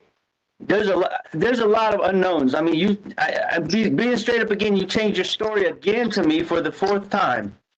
No, I changed my story. You did. This is the fourth version of the same story, okay? Wow. Like half of what you told me today with the cut foot, and now he's got burned arms and picking it, and his butt's bleeding. All this stuff is new to what you told me the other day. And the other day you told me you cleaned up the area where you got raped so nobody would see it. But now you told me you just changed clothes. I just don't know what the hell's going on. I didn't tell you. First off, you never even listened to me about anything that went on. I did. No, you stopped because I listened to you. I listened to you, and then I went and got the guns and put them in the truck, and then I came back and listened. Me and Landon listened to you, and then I stopped and picked your story apart. So get it straight, Tisha. I listened to you, and I said, if I'm wrong about the rape, I will get on my knees and beg you for forgiveness. Did I not say that? Yeah, but you haven't. Exactly, because I haven't been proven wrong yet. I want the truth. If I'm wrong, if the police, no matter what they're doing, the FBI, the CBI, the CBS, whoever, okay, if they tell me I'm wrong, I will publicly, in front of the world, get on a camera and tell you I'm sorry. But until that happens, we're going to find the truth. How can you tell me that someone didn't I don't understand. How can you tell me that someone didn't do something to hurt me and take Gannon? I'm not telling you that. I'm telling you it hasn't been proven one way or the other. You said you banged your head on the freaking table. Now I got to tell them to go check out the table and see if there's any blood or any of your... He knew that. They had already asked that. Okay, but that's the first I heard of it. You see what I'm saying? Because you never would talk to me. You literally just sat here in a conversation and asked me, did I kill our child? Yes, I did, because if you say no, then I'll stop thinking that you did it. Okay? That's horrible. I don't know what to think. My son's blood, you're telling me his blood's all over the walls, and now you're telling me the Mexican guy that had the gun to your head or whatever took him away, and he knows him, and he could be anywhere. Hold on. Gun? So where did you get that piece from? That was now you got me twisting all your stories up, because that was from the first time you told me the rape story, that he had a gun to your head, you told me it was your gun. You told me, but you told me it was your gun, so that's fine. I'm not debating the points here, but I said the black one. Okay, fine, but I mean, You know in your heart I would never hurt Gannon. Yes, I absolutely believe that. But I'm doing everything I can to help you right now. But Tisha, listen. The thing is, if you don't, but it's not just. I asked you if you killed him. You said no, and I'm sorry. That was a hard question. But if you know anything, or you did anything, or just upset about it, we can work together, and I can help you. But I can't help you if you don't tell me anything. It's just there's so many unknowns, Tisha. Oh my God. I mean, did anything happen that was an accident that you're scared about? Really? I'm just trying to, Tisha, you know, with my Army training, I'm trained to ask all these questions to get us in a safe place, right? And that's why I took the guns out from the get-go. That's just my training kicking in. Oh my God, I really thought, I thought out of this conversation, I really thought you were going to be supportive of me. I thought you were going to bring your family back together. And I thought that we were going to talk about everything every single day of nothing but Gannon. That's what I'm trying to do. For a second, you would ask me that I killed Gannon. I can't believe that. Well, I'm glad you said no. That gives me a lot of hope and peace. Oh, Gannon. I already told him about how maybe, just maybe, you might have a brother. Maybe. We talked about, we cried about Kobe. We did a lot together. What? What our kids? Okay. Dog. Okay, Tisha, let me ask you this way then. I don't believe you killed him, but did something bad happen to him and he maybe he is dead or not with us anymore and you just panicked and didn't know what to do? I mean, is there anything like that? Just any information is what I need. We can help you. I can help you get through this. But but we got to know the information about Bubba. I mean, just think of, Really, yeah. yes, I'm just trying to figure out what happened to him. He's gone and nobody knows anything, but you were the last one to hear him speak. Okay, which was Monday when you were driving around and he left the house. The last time we heard him speak, I don't know. I don't know when that was. Before I left, probably. When I left and he went downstairs to watch Pokemon. That's the last memory I have of him. Yeah, but let me tell you something. People don't have the life that I have. People don't just be a normal person, just doing their thing, finally have what they want to do and be in the sky, working. Oh, they don't do that. People premeditate things in life. There's no sign or indications of anything that I would have ever as children. I fought for you. I fought for them. Yes, you did. You fought for all of us. You're right. I'm not questioning any of that, Tisha. I just did an accident happen? I mean, other than the candle or the burn? I don't know. I'm just trying to ask all the questions. I've worked with children long enough, Albert. If an accident happened, I'm smart enough. I know what to do. I've had plenty of friends who've been in situations where they've been in the classroom. They accidentally dropped the kid. The kid might have broke their leg. You go to the people, you tell them it's an accident, and you work through it.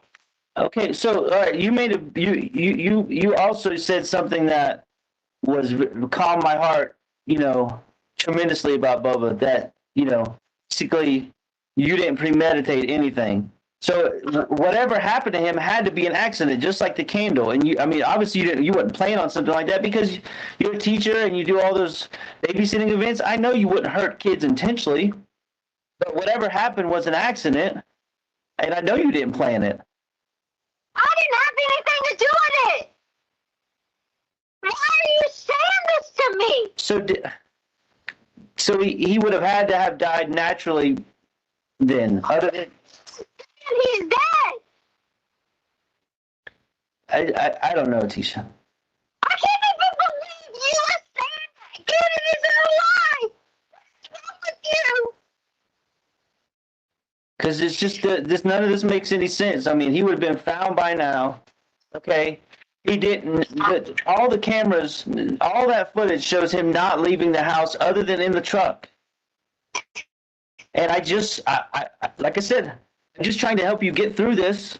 Help me. Yes, help you because Help me get through this. Because I am trying to help you. I want to know what happened to Gannon and try to help you and keep Harley safe and everything that I've said the whole time, because that's who I am and you know that.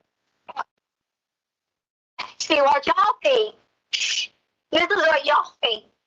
Y'all think somebody's gonna come in here and say something just to appease everyone. But a true person who is completely innocent, y'all can keep beating me down in the ground all you want to, because I didn't do it. I'm not beating you down. You think you don't want me anymore? Fine. You don't want our family anymore? Fine. You took my car. You took everything. I didn't take anything. They got all my shit too, Tisha. I got 2 cars now because Harley's not going to pay for it. I got 2 cars I got to pay for that I can't even see or touch. I'm begging you. No, she hasn't. That I know. So It's everyday Albert. Why are you not with your wife? If you want to be so honest and ask questions, why are you not with your wife and daughter? because I'm going to tell you the truth right now. Because of this conversation, Tisha, I don't know, and I've told you that the whole time. I'm confused. I'm all over the place. I can't get the truth from you or the police or nobody. And now it's just even worse now because I got another story I've got to try to make a theory from. Another story? You have never talked to me. But you just told me. You told me a few minutes ago we had, and we went over it. You told me the first story. No, first you told me he ran away. Then it was the rape story. Then it was the second rape story. Now it's the third rape story. I can't believe you just said the rape story. I'm just. What do you want me to call it? The story of Gannon disappearing. Okay, you told me the first version of that, the second version, and now the third version. You a second or third version? Yes. You sit down and talk to me. No, that day that I got home. No, the day I got home, that next morning after my mom and sister and Landon and everybody was at the house, you told me you were texting Bethel and you told her the story. I don't know what you told her, and I kind of don't even. Yes, you do. I don't even care. No. It's all there. How does where? My God, I can't believe you're lying to me right now. About what? I'm not lying to you about anything, Tisha. Albert, they had y'all at the police department when I was there. Oh, you mean when Landon showed up and then they brought, I was already there or whatever? Is that what you're talking about? Because that's the only time I know. I don't even know when you're there. I just assumed you had finally come in that night. Or was it the next day you came in? I don't even know, Tisha. You were there because she was talking to you there. Who was? Bethel? She was talking to me at the police station? Yes. Honestly, most of my talking was with Mark, the other guy that was at Starbucks. So I don't know what you mean she was talking to me. I think I talked to her for like 10 or 15 minutes. Did not tell you anything different. This is how my day went. I was going to lay down. Hey, Tisha, I believe you. Okay. What I want you to answer for me is those simple questions. Did Gannon die and you just freaked out, or was there an accident involved? Did you kill him? Answer all those questions. Those are the ones that I want to know. Okay, I don't care about who talked to who, when we went where. Honestly, at this point, none of that freaking matters. What matters is that little 11-year-old boy is either out there or he's not, and I got to know that. And you're the only one that has any information regarding that. I gave you that information, and you're not going to look for it. No, but you ignored my question. I mean, answer those questions for me. What's the first question? All right. Did you kill Gannon? No. Okay. Did Gannon die on your watch, whether it was an accident or naturally from some injury? No. Okay. Did Gannon have an accident of a serious nature and you freak out and cover it up? No. So the answer is no to all of that. Correct. Okay. Now this is going to be very uncomfortable for you, even more uncomfortable than what I just asked you. But did Harley kill Gannon? God, no. Okay. Did she? Any of the same questions? Did she have anything to do with an accident, a cover up? Was she involved in this at all with you? No. I haven't been involved either. So so something, there's a blank somewhere that you have not filled the blank. So. How have I not filled the blank? So you don't think for a second that someone came in the house again? You don't think that? I don't doubt that. I don't know what to believe, but I'm not doubting you. I'm just having to ask all these questions. So, I begged you. I said, hey, let us all be together. Look at me in my eyes and ask me that question. Feel it in your heart and then ask me that question. well, but you gotta look at it from my perspective. Okay, first of all, and I got a couple things to say, so let me get through it. These stories, just like I've said the whole time, they don't sound legit to me. They just don't add up. They're not true. Something is off from every story because there's different versions. So that's number one. Number two. I've only talked to you once. Okay. All right, fair enough. But you got to put yourself in my shoes, okay? What the hell would you do if this was Harley, okay? And you didn't have all the information. How would you put all these pieces together? So, I mean, you got, from my glasses, how am I supposed to put all these pieces together when I don't even have a third of the pieces? I'm just trying to find the pieces and get them together. You want me to answer that question? Which one? The one about what if it was Harley? Yeah. Yeah, answer that question.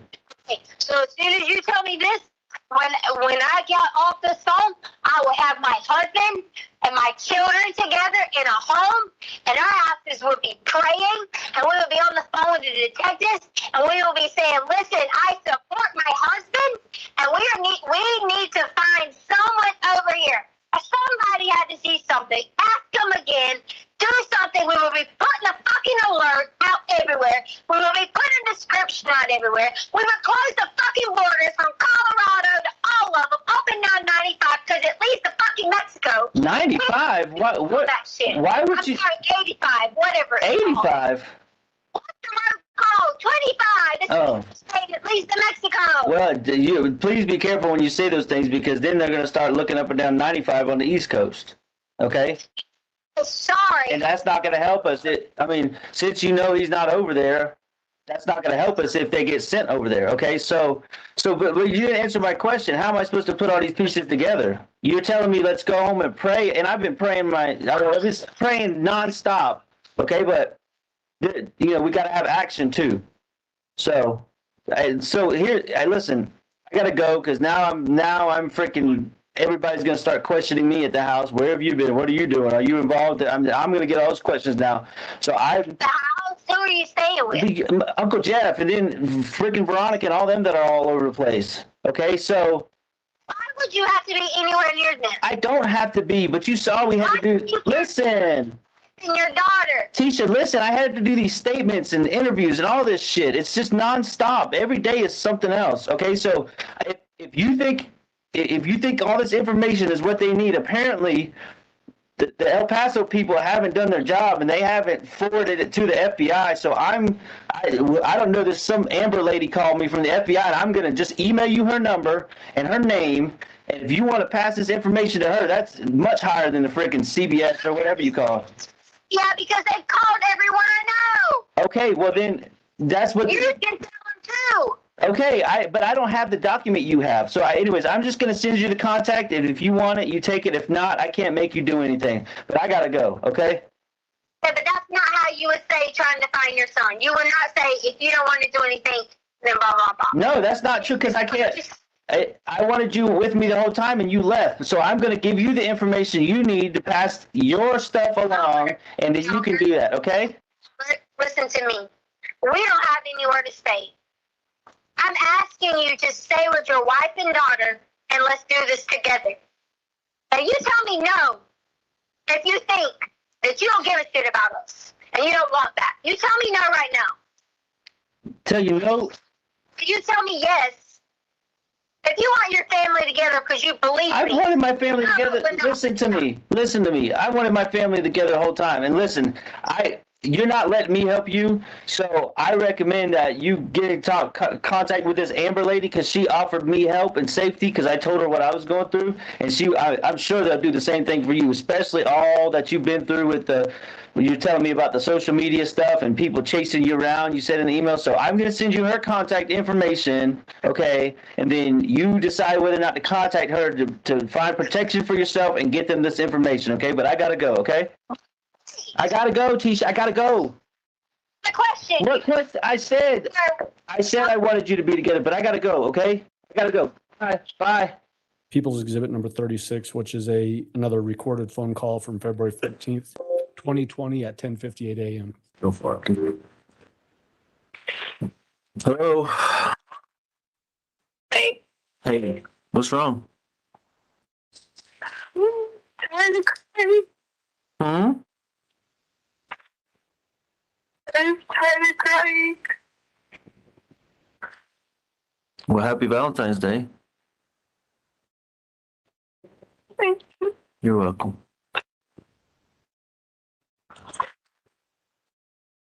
Where's Lena?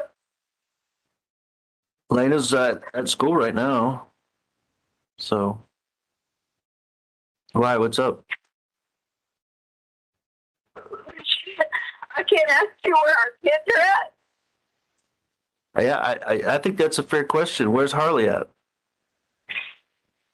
She had to go to the doctor last night because she had bad chest pains and she was 12 pounds underweight. What hospital did she go to? Because someone could be listening and know where we're at. Tisha, No, I don't know. You talk crap about me. You treated me wrong. where did I talk crap about you? I haven't said nothing to nobody. Charles in your school posting all this stuff, messages you sent them how horrible of a person I was. When did these messages come from? Years ago, maybe? I mean, Don't know when. but you know what? Posted them to everybody. But what have I always said about social media? I don't give a crap what people say. People are just looking for a headline, okay? We've I'm tired of doing this, Albert. You should have talked to me about all the other stuff. I'm not. oh, what other stuff, Tisha? I've asked you for help. I said, hey, me and Harley needed something. I've asked you for help. You turned me down. You know good and well. Anytime you've ever needed help, I've been there for you. Tisha, let's walk back through this now. Just to be straight up, okay? You took over $2,000 out of the bank account at the beginning of the month, and I didn't say a word to you about it, okay? All right, that's like 1/3 of what I get every month. So you got 1/3 of my monthly income. All right, so that being said, I've also offered help and safety and teamwork the whole time, and you guys decided to, step out on your own. And I haven't bothered you, but I've never looked back in there. I've never told you no for anything. And I've been. Okay, well, first of all, I didn't pay $2,000. It was $1,500 because I had to have a place to stay. When I kept begging you and asking you that people should not have been in my home. Okay, well, hold on. It should have been nobody but your family. You're right. My family in your home. Okay, I understand your opinion. So I want to clarify because you took, however much, I'm not going to fight over the dollar amount. You took over $1,500 in that one lump sum, not to mention the other ones, but that one lump sum you did take $1,500 and some dollars, and you can't get. But you've told me from like almost the first minute you don't have a place to stay. So do you or don't you? It was It cost $125 a night for a hotel, and then I had to pay a pet fee. Add that up, how many nights I get. Plus, we had to have food. We didn't have a way around. We had to Uber. Add that up. Were you Ubering yesterday when we were talking? Because I heard you get in and out of a car. I'm just trying to piece all this together, Tisha. I don't know what's going on. I've heard so many stories here. I'm just trying to, as I've always said, I'm just trying to find the truth, and I keep getting a different version of it. There's this old guy that stays at the hotel. He has an old white car, and he let me drive it to the store. You know how bad it is for me to ask somebody to drive their car to the store?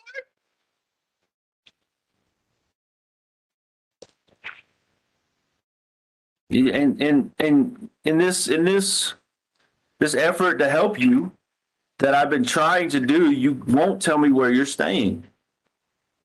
Because you're not on my side. But you're not. You're. On my side if you're talking crap about me.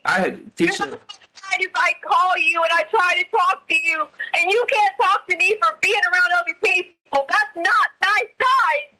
But you got to understand what I'm going through. I don't know what the hell's going on minute to minute. I don't know who's on whose side. All I'm focused on is Gannon. And I don't want obviously people, you see it on the social media, people are not happy with you. I don't know why. I don't know what reason they have or don't have. But I can't sit here and be talking to you, my wife, in front of all these other people and then, go through all the cussing and yelling and screaming and the drama. So I'm trying to respect you as well. And I need that in return. I need you to respect me too. And that, but no. Okay, I've heard that you have not really said anything about me per se directly. Okay, but you did release some of those documents or however they got out there. They're out there. Okay, but what I need you to do, you talk about respect. That's one of the most important things to me in my life is you respecting me, and you can respect me with the truth. And that's the bottom line. We have options to work through all this other stuff, all this other drama that's going on, but the truth is really at the options don't come into play until I get the truth. Okay, that's absolutely, and I know you're not going to like this, but that's a line in the sand that I'm not crossing. Okay. You already kicked me off my own car insurance and wouldn't even tell me. That's not true. My car, you kicked That's not me off of there. That's not true, Tisha. You got an email. You got email notification the same minute I did, so you got notified. Absolutely. Why did you not talk to me about this? Well, on February 8th, I didn't get any kind of confirmation that 2 of my vehicles were deleted, and there's no one else that has access but you. Okay, so you tell me what the truth is. No, they were all getting put in storage. So if it was done wrong, then that wasn't on purpose. Okay, fair enough. I'm not the insurance is not a point of argument to me. You have every right to call them back and put your, just like I did. No. I tried. No. They said to me, you have these listed as extra, so I had to be on a separate policy. Well, exactly. Okay, because that's where we're at right now. That's the line in the sand. Okay, the line in the sand is we have a gap between us right now. Okay, absolutely. And I'm not gonna sugarcoat it because I don't sugarcoat it with you. Okay, we have a gap between us. You can put a label on it however you want to, but that gap there's no closing that gap. There's no initiating options or anything until we get to the truth. And I think I really feel deep down in my heart that we can work on this together. We do have options, but I think your list you sent to me is a great starting place. I think that is excellent that you're willing to at least talk about what options we have. Did you talk to an attorney? Huh? Did you talk to an attorney and file for divorce? I have not filed anything yet. And the fact that I'll tell you the answer to that, okay? But the fact that you are reaching out to me like that, the way you did, say, like, did you go to this attorney and file this? That means you don't trust me. You don't have respect for me, and you got somebody watching me. Tell me the truth. Well, I did, and someone told me. Who told you?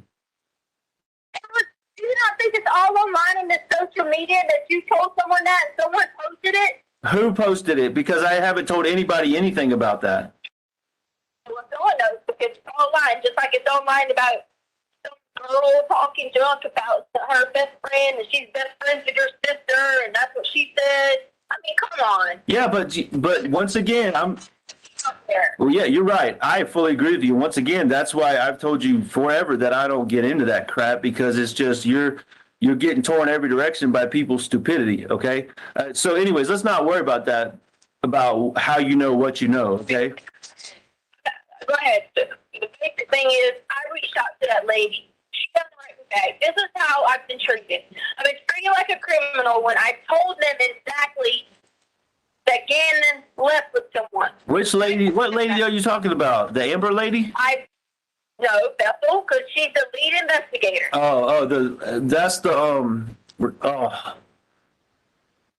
That's the blonde lady from Starbucks. Shit. The blonde lady from Starbucks. Yes. Okay. All right. The lead investigator.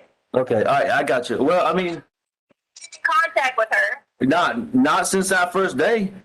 I mean, that first day when I told you I met with Mark for like, I don't know, 6-7 hours, and then she jumped in for like 20-30 minutes, or whatever that night, the day I got there, that Tuesday. Since then, and since we met her, and then she asked me a few questions, I really haven't had any interaction with her. So I've been dealing only with Mark. He's been my. Why did you leave that day and not talk to me and go on my call? Leave what day? When you first talked to them that night and you were going to pick up people from the airport, why did you leave and not talk to me? I'll give you the straight up honest truth right now, because at that point in the situation, and we're at the same point now, unfortunately, 3 weeks later, at that point, I was not getting the whole truth.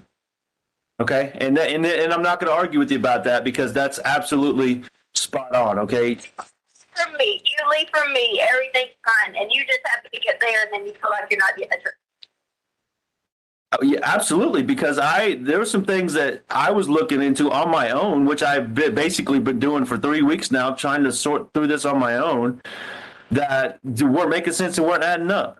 Okay. And just like where we're at now, yesterday, thank you for talking so long and walking me through your timeline. But even yesterday when we were talking, a lot of it wasn't adding up, and it still isn't. Like, there's 3 or 4 different versions of the Mexican guy now. He's Uncle Matt. First he was Mexican or whatever. I don't want to argue. I said he asked me, did I know? He asked, did he know Uncle Matt? Yeah. I said he wasn't Uncle Matt. Fine. And I'm not arguing about that. I'm just telling you, these are red flags. You know how I am. When I see red flags, you got to convince me that the truth is what it is. Okay. So I'm sitting here last night on my bed freaking out, because I feel like some of that was the truth, but then some of it still was, a different version of the same story again. So what I really want to get to.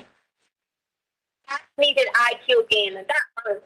It hurt me to ask it, because you're my wife, and first thing I started with today was Happy Valentine's Day. That should tell you how I feel about you. Okay. But I need you to be here with me, deported. I am. I'm right. I'm right here. I'm right here. I'm begging you. If they give me immunity, I will help. Okay, but here. I can't get in trouble for it. Okay, well, that's why I'm here. I'm trying to I'm not. You have the legal background. Okay, I don't have that knowledge. All I have is my recruiting time and the other stuff I've done. So you need to help me understand what you're trying to get. I don't understand what that means. Immunity, okay? Do you know what immunity is? Other than what I've seen on TV shows, I don't know. I need you to help me. That's what I'm trying to. Help me to get you to that point. Hello? Immunity is they're going to grant, I'm a judge, that I would not be charged anything in this, because I didn't have anything to do with it. In return, that I will testify, and I will give them the information of who I did, and I will testify against them. Okay. So you're saying, so I'm going to walk back through this so I understand clearly what you're saying. So there's no ambiguity or unknowns here. So you're saying you somehow know where Gannon is, or who has him, or how he got him, or something like that? Ho. See, that's why you're not going to put words in my mouth. I'm trying to understand, Tisha. Explain to me, okay? Walk me through it so I understand what you're saying. No, why would I record you? This is me and you. Why would I say Happy Valentine's Day on a recording? That's something personal between us. It's just you and me on this phone call, and then you're Absolutely. Okay. Immunity is where I'm telling you, I told you the truth about Lisa Gannon. There's more details about how that went on.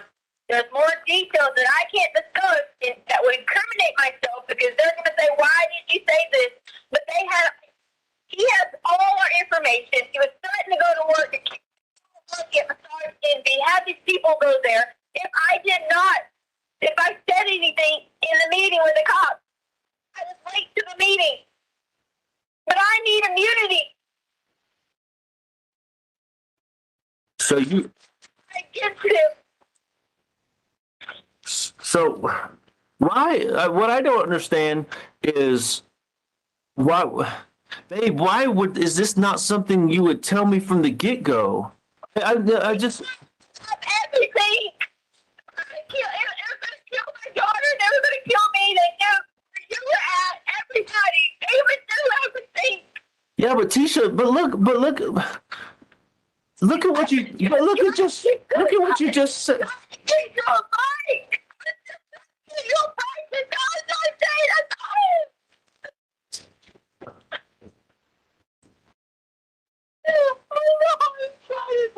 But Tisha,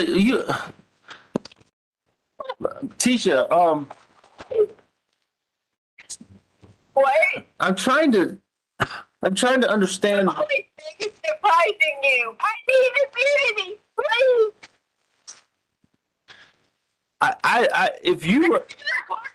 No, why would I record you? What I'm trying to figure out is why your first thought, your first thought is what they may do to you and Harley, but something was already done to Gannon and we're not worried about that. That should be the priority. They do to me and Harley. It was also Lena. She was there too. So the guy was there and was threatening you in the moment? The guy was there when the police was there. The guy was still there when the police searched the home? Yes! Where was he at? Where was he at when they searched our house? Can't tell anything until I get immunity. Well, babe, I can't promise you immunity. I can't give that to you. But You can ask. Yes, I can reach out to Mark and let him know that's what you're looking for and that you're willing to work with somebody. And you can also tell, what's her name again? Bethel. You can tell Bethel. Just saying. She won't like that. Okay, but you got you. They're going to treat me like a criminal. No, I'm not a criminal. I don't kill people. Okay, I never said you did. You're tired of what? Against that, I had got it yesterday from him. Yesterday I got a message. Well, did you send that to anybody? What? Where's the message? Can you send me the message so I can see it? Just if you email it to me or email it or text it to me so I can see it. I need immunity. They're going to try to incriminate me. Tisha, Tisha, who is this? Who is the person? Do I know this guy? Do you understand? Is he there? Is he there with you? What? Listen to me. He told us a big reward. Well, I'll get back and get a big reward. I can't.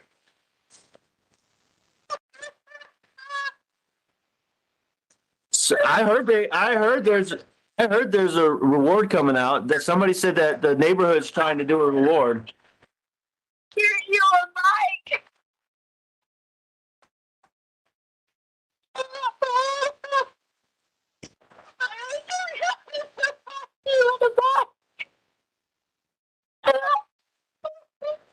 So but what happened with the bike situation? I don't think we ever. You don't get immunity. Okay, well, I told you I cannot promise that. Okay, that's not something I can promise you. I can promise you help or, whatever, but I can't promise immunity. That's something that the investigators got to reach back out to you. They're on your side, and this is where you can go to them, and you can say, I know, my wife wants to know. She is breaking out, and she is telling the truth.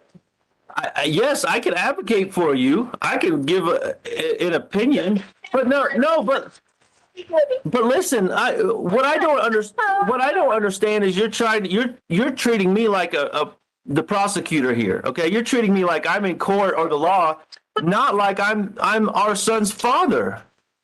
Okay, but you get out there and you do it. I genuinely don't know. I can't even go anywhere because they think I'm going to tell. They're release the reward. They're not going to do anything. They're not going to stop arresting. They're not going to stop doing anything. It's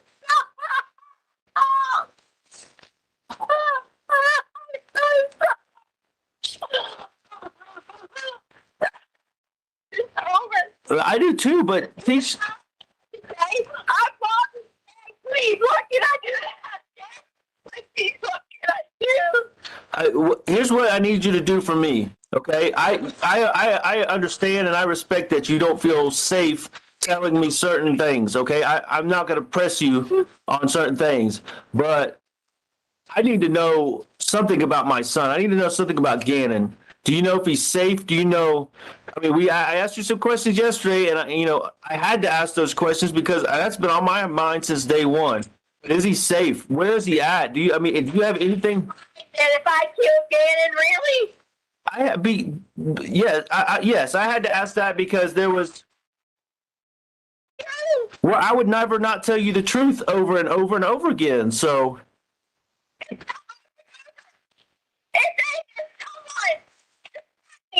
You're right. Everybody else was right. You're terrified. You don't know what to do. You're scared to death. You don't know how you would act. Teach it. Because people are going to say, why did you do this? Why did you do that? Listen. What about the? What about this? I'm trying to think of any way to cue the police to offer you immunity if they can. Okay, I'm trying to find a way to get them alerted to you might have some information. What if you told me just one key thing and I just called in on the tip line or something? No, but no, because it'll be anonymous. But they won't ever know because I'll do it. I'll be just some man calling in an anonymous tip. And I mean, the key here is to get Gannon in the investigation and then protect you if they're able. But why won't they? Who is they? Why won't they budge? What is it about the money that's the key? No, just they keep asking. I got messages. They're going to be a reward. You better not say anything. I know you got the map. They got my mom. I trust your life. Tisha, listen. Despite how this is gone, you know for a fact you could always trust me, okay? I know you may be worried about your name getting out there from this information. I don't want anything to do with the media. I don't want anything to do with Facebook or social media or anything, okay? You know, because I've absolutely been off of that. That's why I'm saying I can give the anonymous tip if you just tell me something that'll help in the investigation, okay? That's the no. The police came. Okay. The police came. He was in the house. Where was he at in the house? I didn't know at the time. I thought they were going to find him because the guy was like, can we please search the house? And I said, sure. Okay. Terrified, which is why I sent Lena and Harley to Dollar Store and all these places because I thought Gannon was hiding too. Okay, so you thought so the guy was in the house and you thought Gannon was hiding, so he hadn't taken Gannon yet at that point? No. Okay, all right. Well, that's huge. That's huge because now we can look at different camera time frames and all that, and we can look at different angles. Okay, that's huge that he was still in the house, and so that would have been police got there at what, like? Like that. I'm not making this up. I'm not. No, I know. I'm trying to sort through this again. I'm trying to get you to this point to where you know. Not anymore because they'll try to get me, incriminate me for this. I need immunity. I think they give it to you because this is big that he was there and they missed it. Because then they're gonna want to cover their shit for not finding him. I can't hear you. What? I tried. I even put it in the car. I put it in that room where we store stuff. I tried. You did what? You did what? Oh, you said you said what? What did you do? I tried to like point to the cops and like, hey, check this area. Hey, check this area. I was even trying to show them any other extra areas that I saw. I said I didn't know if Gannon was with him or I didn't know if Gannon was by still fighting. I didn't know at that point. Okay, but then you figured out. How'd you figure out he wasn't by himself? I'm not selling anything else until I get immunity. Well, I'm trying to figure out. I'm trying to put all this together. You said you pointed them in a direction, but where in the storage room were you? Directions. I said I was just giving all the big areas of the house. I got you. So you told them storage room. I walked to the storage room when the guy was in there. I was trying to tell him, hey, check behind boxes and all this stuff. Okay, so Damn. I didn't want to make it mistake. You know, FBI, yeah, they were having to put my cops right here. okay, so what happened next? So the cops searched and missed it, or what? Tell me what. I'm trying to figure out what happened now. What you're telling me, okay? What happened after they didn't find him? I'm not saying anything else. I was just trying to plot this whole thing. No, I'm trying to get some key breaking information that I can give an anonymous tip, like I told you. Okay, that's what I want to do. That's how. Never mind. You're not trying to help. I am trying. He is not trying to help. No, he's not. He's not trying to help. I am. So what you said was Gannon. You thought Gannon was hiding. Is that right? I didn't know if he was hiding with the guy had him or if he was hiding by himself. Well, I was scared to keep. If I would have left him a note, be like, please check out. He's not. I didn't know if they went out the back door. I didn't know where he was at the time. I know he was there. I thought he was gone. And after I waited for 4 hours, kept walking, checking myself, I realized that.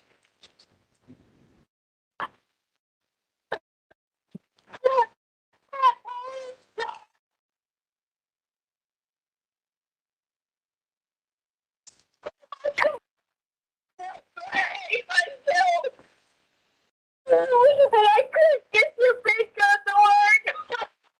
So let me back up. So when you let the cops in the door, wherever you last saw Gannon, you left him somewhere, or you thought he was safe? Yeah. Like you thought he was safe hiding, or you thought he was with the other person, or what?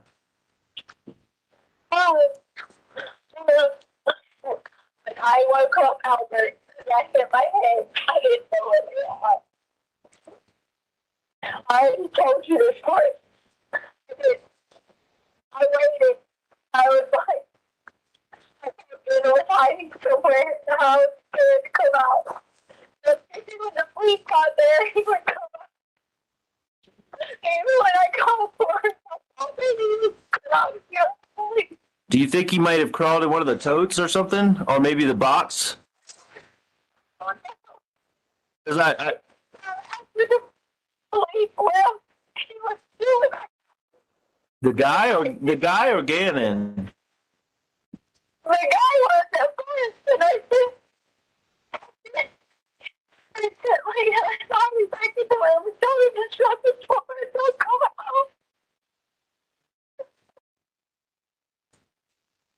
What, did they already come back? I was just trying to get yourself to work. And I couldn't find any bullets for the shotgun. But so you said my gun? You trying to get my gun to work? Tisha, calm down for a second. You said try to get my gun to work. I thought the guy had my gun. Oh, that one. Okay. So you put Harley and Lena in our room?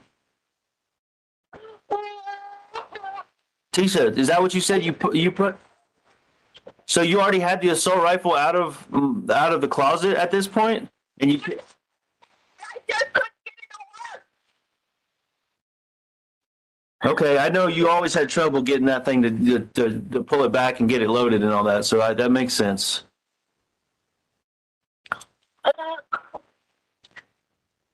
So, I'm not going to be bothered. you're not going what? How is this, what is key about this that I can call an anonymous tip that helps me find Gannon? You can call in and get the immunity. I can give you the guys, the ID. I can ID him in a lineup. I can give you his name. Tisha, you know I can't promise you anything. I'm not the police or the judge. I can't promise you immunity. I can put you in contact with them, and I've done that. Please call me back, please. Please call me back. I will. I'll get as soon as we get done talking in a little while. I'll get on the phone with Mark and tell him to tell that lady to call you back and quit stalling or whatever she's doing. I don't know what the hell's going on, but Mark will get on it. He's always been. Guys, you can call in and tell me. I lied to him. I'm ashamed. He lied about his name. I got a piece of paper. And I saw that we're trying to get the bike. Right. Tisha, listen, I there's something that I can, that you can give me that can help fix this right now, okay? I don't know if you're willing to, I hope you are, but if you give me the name of the person, if I know this person, that I can fix it right now, okay? I guarantee.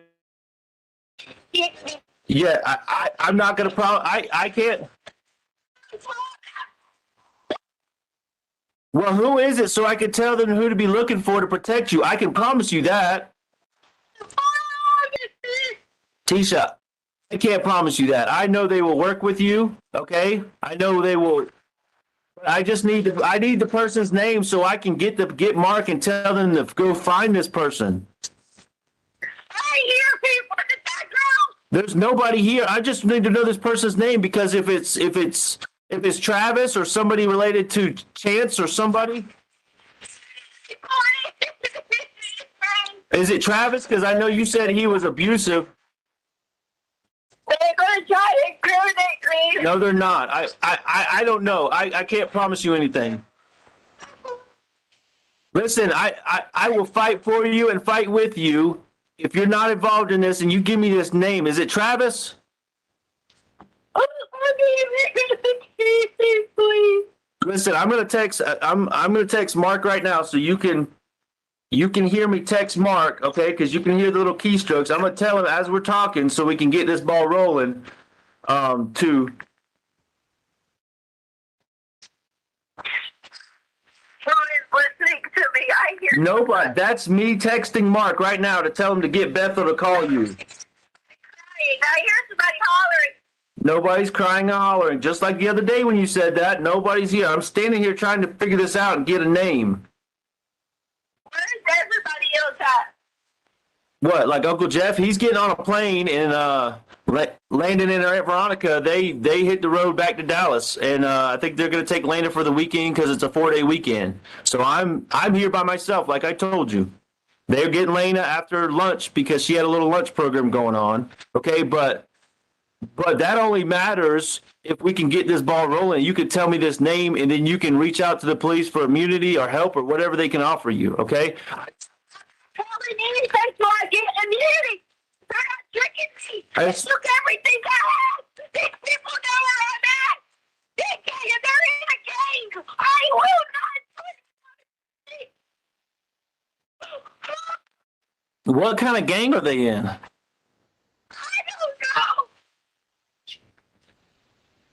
don't know. Oh, Tisha.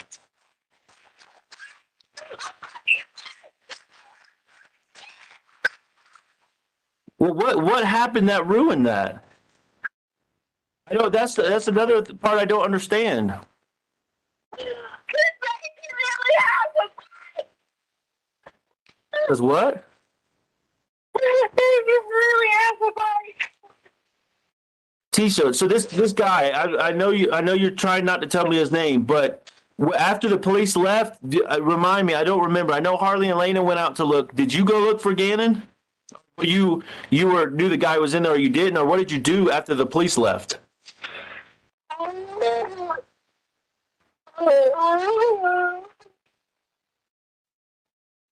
Tisha, did this guy kill Gannon? Did he kill him in the house, or did he kill him or hurt him? What happened?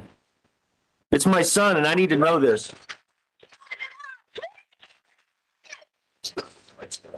No, Tisha, not you. I'm not you. I trust you. I asked you that yesterday, and I trust what you're saying. I asked you, did this guy hurt Gannon, or did he kill Gannon in the house, or do you know if he killed Gannon or not? Kennedy. Tisha, I've explained to you, I can't give you immunity. I'm your husband. I'm not the police or the judge. I'll be back when you can figure out how they can grant the immunity, because this truth ain't gonna stop. It's gonna keep going, and he's crazy. Tisha, there's only one way for this to stop, and that's for me to get the information to them, okay, through an anonymous tip, like I said. But I don't have any information to give them. Did this? Because I'm trying to tell you. Hey, this person,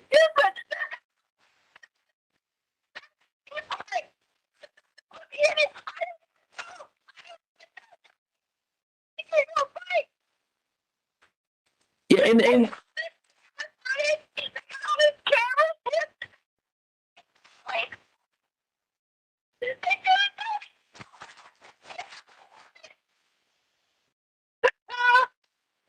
Tisha, I'm trying to fight for you here, okay? I made it clear I don't have the power to give you immunity. I have the power to help you. Call me back, whenever you can. Tisha, they're not gonna listen to me, okay? They're absolutely gonna call me foolish. I am trying to help you. They're gonna look at me like a fool. Tisha,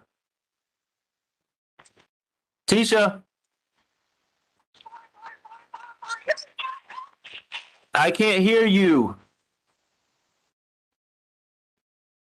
You're not helping me, Albert. I'm trying to. Someone killed somebody. I don't know if anyone killed anyone.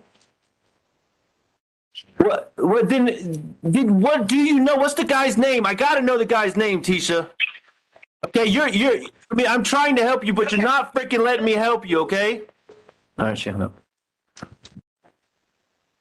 Well, I'm playing People's Exhibit 37, which is another recorded phone call on February 14, 2020 at 12:08 p.m. This one's roughly 8.5 minutes long. Hello?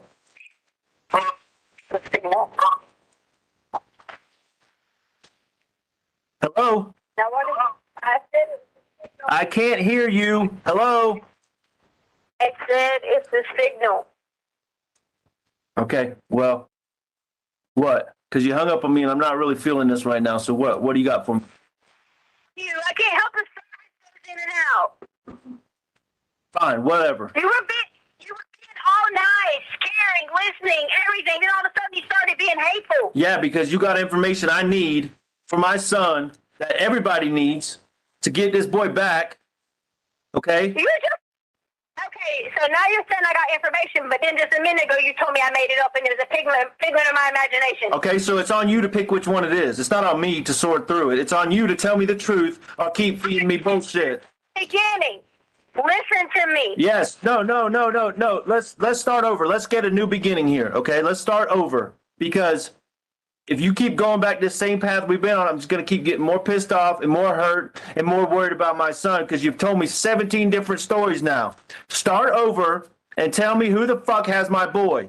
Okay? Tell me a name. That's the beginning. I don't care about Saturday. I don't care about Sunday. I don't care about the fucking truck on Monday. I don't care. Who has Gannon?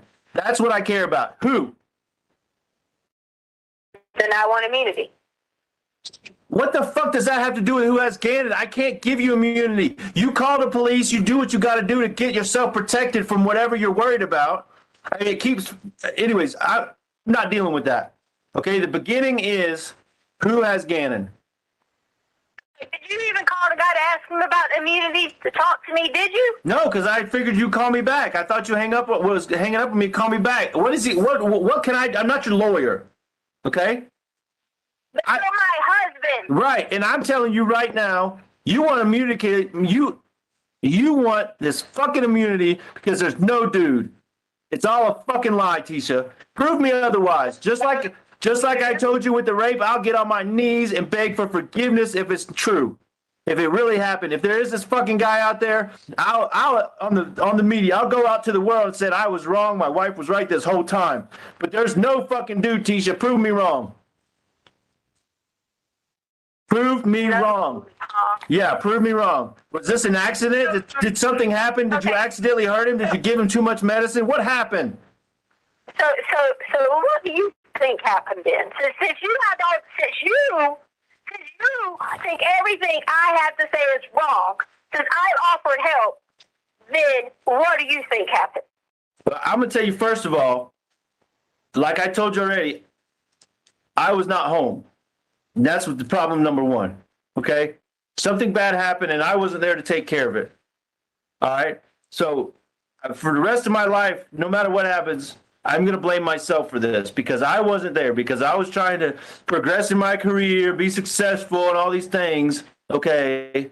I just wasn't there. That's number one. That's the first thing that happened.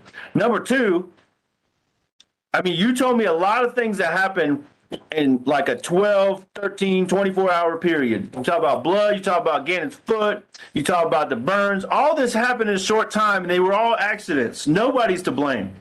Okay? Nobody.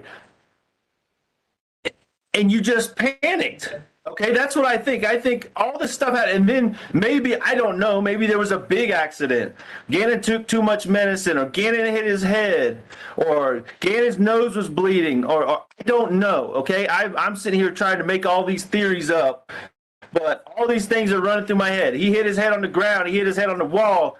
You picked his fingers too much, and he was bleeding. Whatever the truth is, Gannon did something, and it was an accident.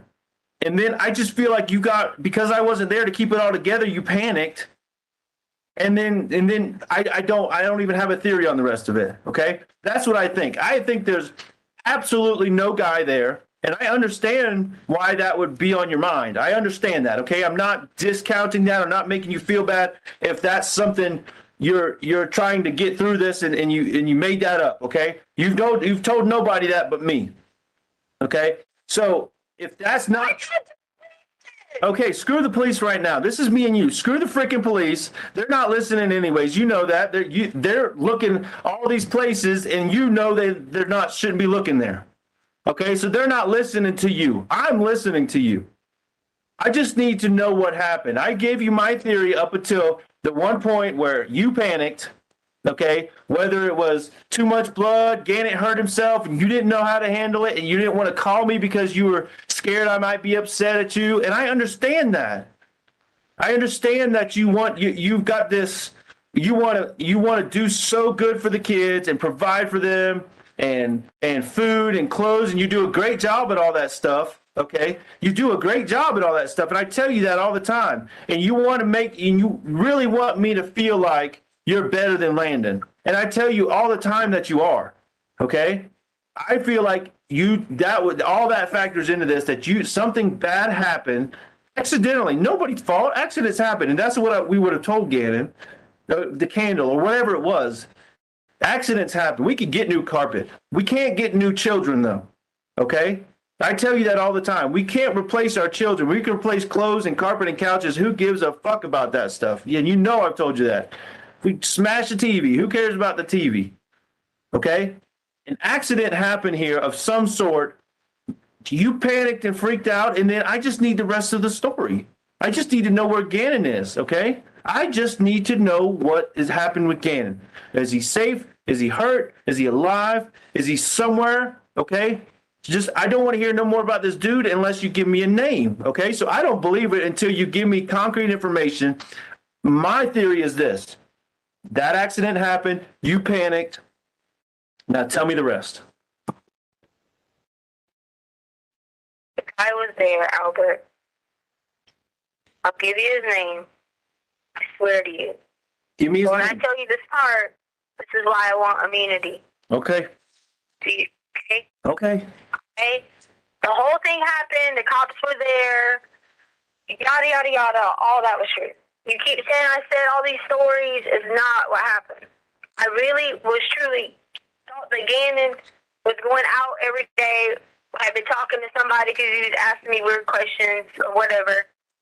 And this dude trying to get your bike, he followed me. So I get the Petco. That's why I was looking in and out the doors of Petco. Oh, so you weren't. So it wasn't about Gannon getting out. And I'm not talking junk. Okay. You jump in there. Okay. I'm sorry. I'm just trying to Make understand. sure he didn't get out because if someone was following me, I didn't want him to know someone was in the car. Okay. But yes, that's why. Okay. All I was trying to do was go get you a bike. Then I leave because I was going to go to this place to be looking at free to get a bike, and I realized that this dude was following us again. So I tried to make some turns around Palmer Lake area, in and out of that area up there, which is where they're searching because I'm sure they got my GPS, searching for nothing. And then when I had to come up the little hump, where's this dude? Well, this dude is in your truck with us. Judge, at this time, we're going to move on to People's 38, which is a call on February 14th at 12:17 p.m. Well, What happened?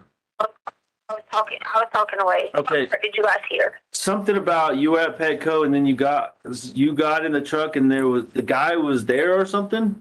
No. I asked them to go get the footage from outside of Petco. Okay. Not just the footage inside Petco. That's the footage we need outside of Petco. Because the guy had followed us to Petco, and as I was pulling off to go to the Palmer Lake area, I was going to go look at the bike, somebody was laying down in the road, acting like they were, I don't know, going to kill themselves or some crap. When I turned around and came back the other way, and this dude gets in the truck with us. I didn't have anything to knives, anything to anybody off or anything. I had to go like a normal time.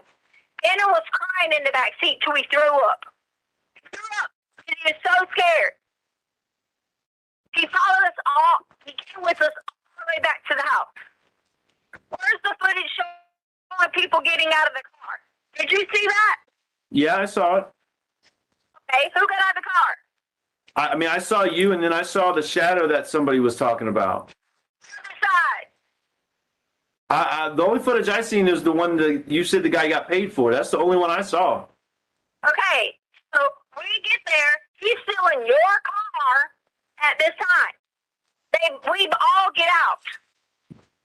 The guy was with us the whole time. Okay. The whole entire time. I asked him, what did he want? He could take everything he wanted. He could rob us. He could do whatever he fucking wanted. Have it all. There was a struggle. There was everything back and forth.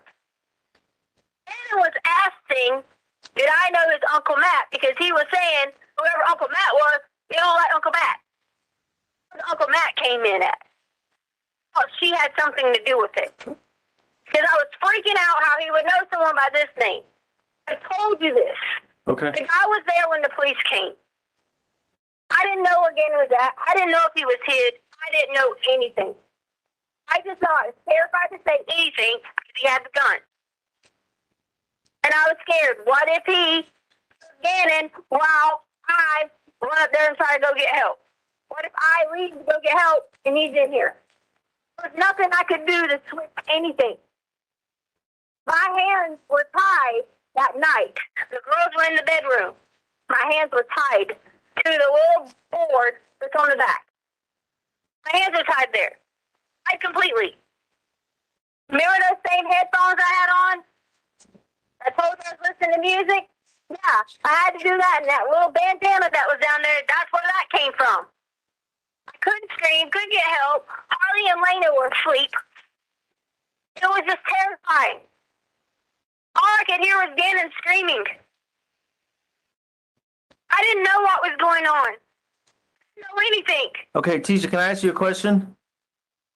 Please? What? Why would you need immunity for that when the guy he's the perpetrator, not you? Why would you need immunity for this? Because I didn't tell him. Because you did, okay. Okay, I mean, I don't know how bad he hurt Gannon. I don't know. There's no accident where I heard, and there's nothing like that. Immunity, because people keep saying that. No, because he was in Gannon's room. I just kept crying. The fight is, you know, he is Mexican. He was mixed with black. Dark. 5'7". I gave him the facial features that was on him. Hey. okay, hold on. All right, so let me just bear with me here while I sort through this. Okay, so you're at Petco, you pull out, and you're at the stoplight. Dude's laying in the middle of the road, or are you in the parking lot? We drove up to look at the fight for Oh, so the guy was at Palmer Lake laying in the middle of the road. He followed us. I made a turn. I thought the turn was going to take me back to 25. Instead, it wraps you back around in a circle to come back the same direction up these hills. Okay. All right, so yeah, let's stop for a second because, all right, listen, I'm going to be straight up again because I'm getting frustrated again because this is even more bullshit than the original 17 stories, okay? I mean, no guy fucking jumps in your truck. The car is locked when you're driving unless you stop and open the doors. Anyway, I'm not going to pick it apart. It's bullshit, okay? Yes. God. Tisha, no, it's not why. I want you to tell me why you panicked. Why did you panic when the accident happened? When Gannon did whatever he did, I mean, he made a mistake. Whatever happened, why did you panic? Wait, after Gannon was hurt, after he hurt himself, after he had an accident, after he banged his head or something, why did you panic? Panicking. What are you talking about? So, wait, well, you know what? So back to this Palmer, I'm all over the place here. Yeah, because you're trying to make it out to be me and it's not me. No, I'm trying to make it out to be where's my son, okay? If you were in Palmer Lake and then Douglas County and whatever, you did all these turns and turned around and this guy was out there laying in the road, he got in a truck, why do they have your GPS in your car? You were in my truck. My phone. No, but I thought you told me yesterday you left your phone at Petco because you had to go back to get it. No, that was Gannon's phone. Gannon's phone was left at Petco. You told me, yes, Tisha, I'm not stupid now. Okay, listen, you know I'm better than that. You told me yesterday, you said it almost verbatim, almost quoting you now. You said I set my phone on the counter, okay, because I had these 2 or 3 doggy sweaters or whatever, okay, and then... No, you told me yesterday it was your phone, and then you said it and you forgot it because you kept going and looking at him to make sure he wasn't getting out the truck. Now it's you. Tisha, but how is it all true when you've told me 7 different versions of the same thing? It can't all be true. He can't be a Mexican named Uncle Matt, but he wasn't there until he got in the... See how you keep doing? No, what I keep doing is not being stupid and letting you get me with bullshit, okay? I need the truth. Really? Yeah, really. Really? Really. I mean, you can smirk all you want to. You can roll your eyes. You can hit the steering wheel. That doesn't change the fact that you have the truth and I don't. I mean, because, yeah, so yesterday, it wasn't a Mexican. It was the guy riding around in the Aubrey Holmes vehicle or whatever it's called, okay? And you gave him the garage code, and then he came in. These things. But that's what I do understand. You're spinning me in 12 different directions to help. Need immunity because they made me tell all this. If I don't keep saying different things, you get the right person. You don't care about that. You don't care if there's a bounty if I say anything. No, Tisha, what I care about is you, and I care about our relationship and that the fact that we're talking together. You're not talking to the Albert, police. I'm not making you say anything. Okay, listen. I understand it. I understand what you're trying to do. I understand you feel like they're making you all these things, and I understand making you say all these things. Sorry. Okay, and the fact that you're having to say all these different stories because they're pressuring you, and I blame them completely. Okay, I understand that you're just in a bad situation because everybody's after you and you feel attacked and all these things. Okay, I understand that. But if you have any faith or respect in me, you got to understand that, I believe the truth is always easier than having to go 27 different directions. Okay. And that's what I'm trying to work out with you here is just the freaking truth. You. He hurt. I was tied with my arm. Okay, well, who is he? Who tied you up? Who did this? You didn't do it. Who did it? Who hurt Gannon? Who has Gannon? Who wants the money? Who hurt you? They're gonna kill me. Who is they? And how did he hurt Gannon? These are the questions I need to know. Who is he and who are they? He first told me his name was. No, but it's not. It's Quincy Brown. Quincy Brown. So,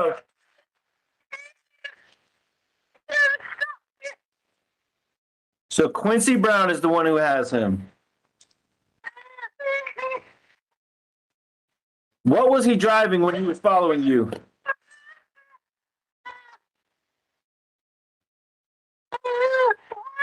What was he driving when he was following you?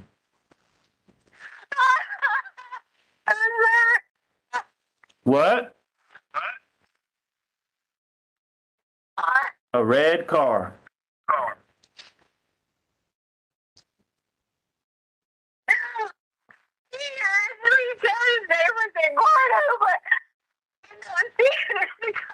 See, I think that's what I was saying. You're on it. The fact that you know his name, or he said Eduardo, but you found out his name was Quincy Brown, driving a red car. What? Wait, listen. Wait. How did he hurt Gannon, and how bad was Gannon hurt? I didn't ever get to see Gannon.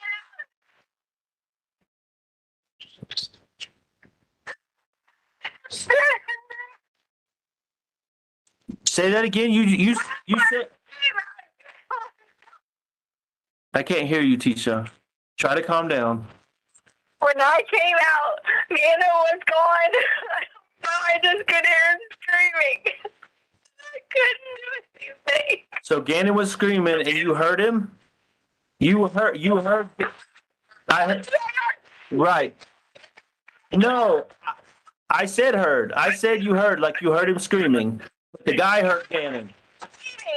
So you know the guy heard him, Quincy Brown. Huh?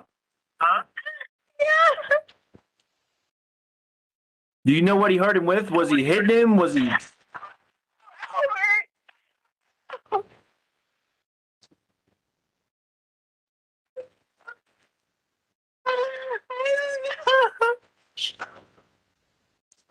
I came back in there. He started taking boxes out. Okay, so how do you know Quincy Brown? How do you know it was him? He told me his name was Eduardo, but he came back in there taking boxes out. And I came Quincy Brown, I saw it. Oh, what boxes was he taking out? I thought he was going to rob our house and take things. So he had an ID on, and what did you see anything besides his name, like a company or something? Quincy Brown. It was his pocket. He had his big baggy pants on, and in his pocket, the paper fell out, and on top of the paper was his ID, and it had his picture, Quincy Brown. Okay, all right. But what kind of boxes? What boxes was he taking out? Was he out of the storage room? What? I mean, what? In the storage room. Oh, you were in the storage. Do what? You did. That's the first you told me that you were in the storage room. He tied me in the storage room, and I put the out. What the fuck is that? I'm sorry. You were crying and screaming. I couldn't understand that part. So now I know you were tied up. You couldn't do anything because you were screaming and you had the bandana in your mouth. You were tied up. Is this after the police left and after Gannon and him were in the storage room, or before that, or what? It was after the police left late that night. I put Harley. Okay. I realized that he was still in the house early and laying in the room and told him to shut the door and don't come out. Okay. All right. So what boxes was he taking out of the storage room, or what? Okay, well, you brought that up, so that's huge. I mean, if he's taking boxes, what was in the boxes? I'm just trying to sort through all this, okay? Empty boxes, okay. So back up. Gannon and this Quincy Brown guy, they were in the storage room the whole time, and you were trying to point the police to the storage room? I never told you that. I said when the cops went to the storage room, I was trying to tell them, hey, there's a bunch of boxes piled up here. I even went to the little Christmas closet and was like, yeah, police look through there really good. But you did say that they were in there and that you tried to direct them somehow to the storage room. You did say that. Not what I said. That is not what I said. Okay, maybe I'm paraphrasing. Telling him where hiding places were in the storage room. Then where the fuck were they?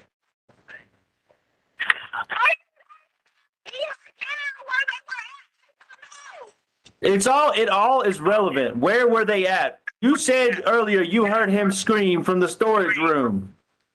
Okay? Where were they at? There was no screaming when the cops were there. What are you talking about? You know, honestly, I'm kind of getting fed up because you know what? Yesterday, in the 3 previous versions, okay, it all happened in Gannon's room. Now it all happened in the fucking storage room. Make your mind up. You banged your head on Gannon's table. You were raped in Gannon's room. Gannon was beat up.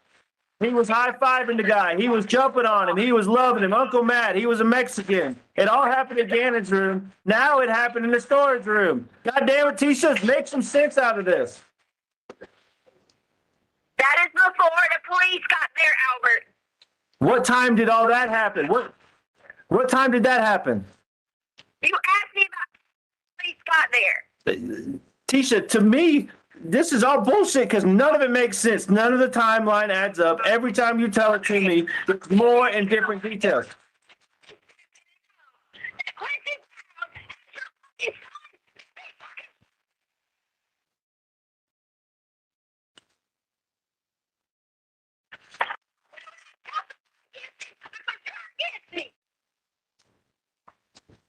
So okay.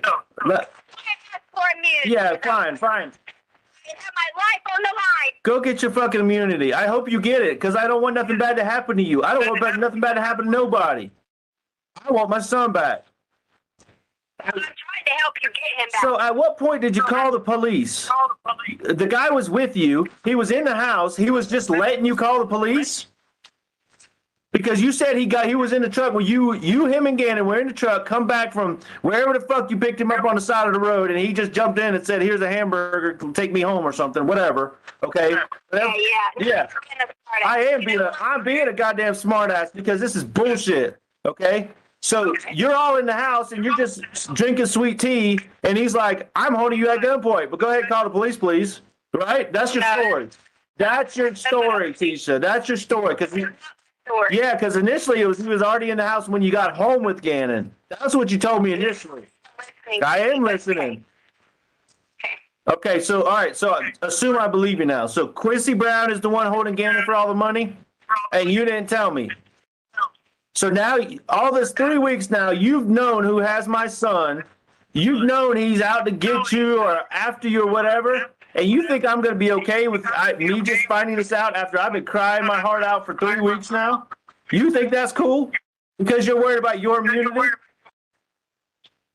Because I'm worried about my what? Immunity. That's all you said all day long after yesterday when you told me 7 different stories. Today it's immunity.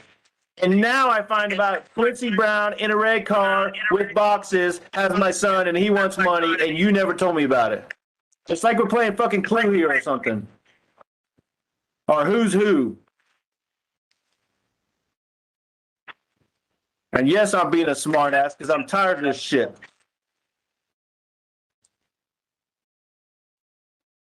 I don't want nothing but my family and everything and Gannon to be there.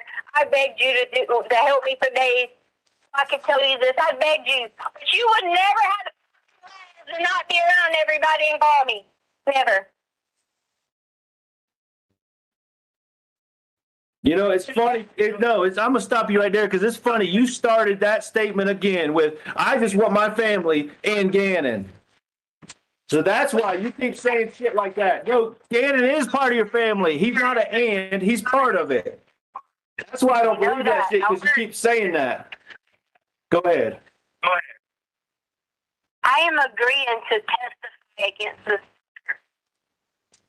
I am agreeing to even myself to walk out wherever money, risking a chance and fucking shoot me just to get Gannon. Hey, I'm going to tell you, listen, I know enough about immunity that you're not going to get immunity if you keep lying about this fucking Quincy guy. There's no fucking Quincy guy. There's no Eduardo. There's no Uncle Matt. There's nobody. Whatever. Yeah, whatever me all you want to, but there's no fucking Quincy.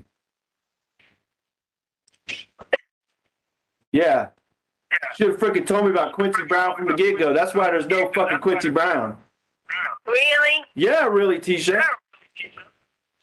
Yeah, this is just blowing my mind here that you sit here and you want to be a family, the 4 of us in Gannon, like you say. You want us to get back together and be all intimate and, blah, blah, blah, blah, blah. But you keep fucking lying to me. 5 years of lies, and now my son's gone. Where is Gannon, Tisha? Quincy, don't you fuck him! Where the fuck is Gannon, Tisha? Quincy Brown. Where? Where's Quincy Brown? He's obviously, you know something about him. Is he in town? Are you in town? Is Gannon in town? Who's anywhere? Nobody knows where anybody is except for you. Earlier, you wanted to help. You wanted to listen so we could go have him arrested. But now you don't have any interest in. I do. I'll let them know as soon as we get off the phone. Go look for a 5'7" Mexican guy named Uncle Matt that changed his name to Quincy Brown that works for the home developer, that his ID fell out of his pocket, and he's out there with my son. I'll tell him all that. Because I found out who he is. But you said you knew him. They're after me. Oh my God. Where's Gannon, Tisha? Quincy Brown took Gannon. You almost said his name different. Okay, is it Quincy Brown or? Quincy Brown is what I said. Where is Gannon?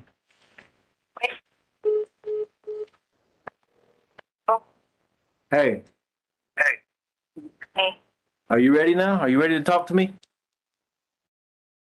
I have been talking to you. Okay. Yes, you have. Okay. Where's Gannon? Quincy took him. Where's Gannon, Tisha? I just told you. No, don't tell me fucking Quincy Brown. Tell me where Gannon is. There's no Quincy Brown. There's no Quincy Brown. Where is Gannon? Where did you take Gannon? He took him. Why don't you put me in a lineup and let me look for him? Where did you take Gannon? Where is Gannon? Gannon anywhere. Yeah, but you told me you did.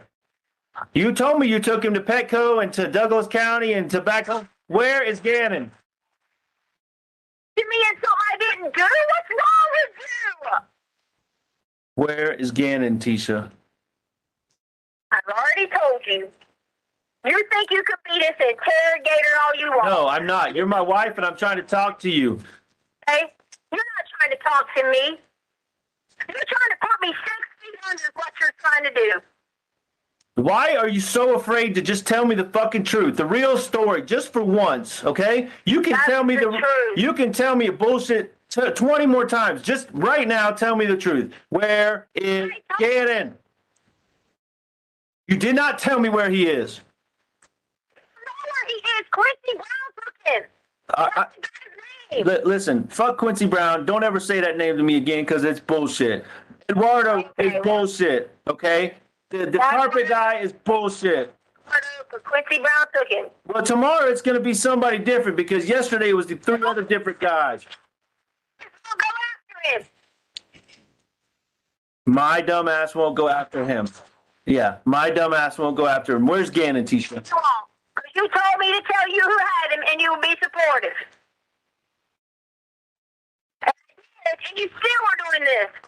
Listen, I'm not going to sit here and pick this thing apart anymore because it's bullshit. You said this guy had something on you, something blah, blah, blah. Excuse me, blah, blah, blah, blah, blah. You didn't want to tell me his name. Why would you not want to tell me Quincy Brown? Who the fuck is Quincy Brown?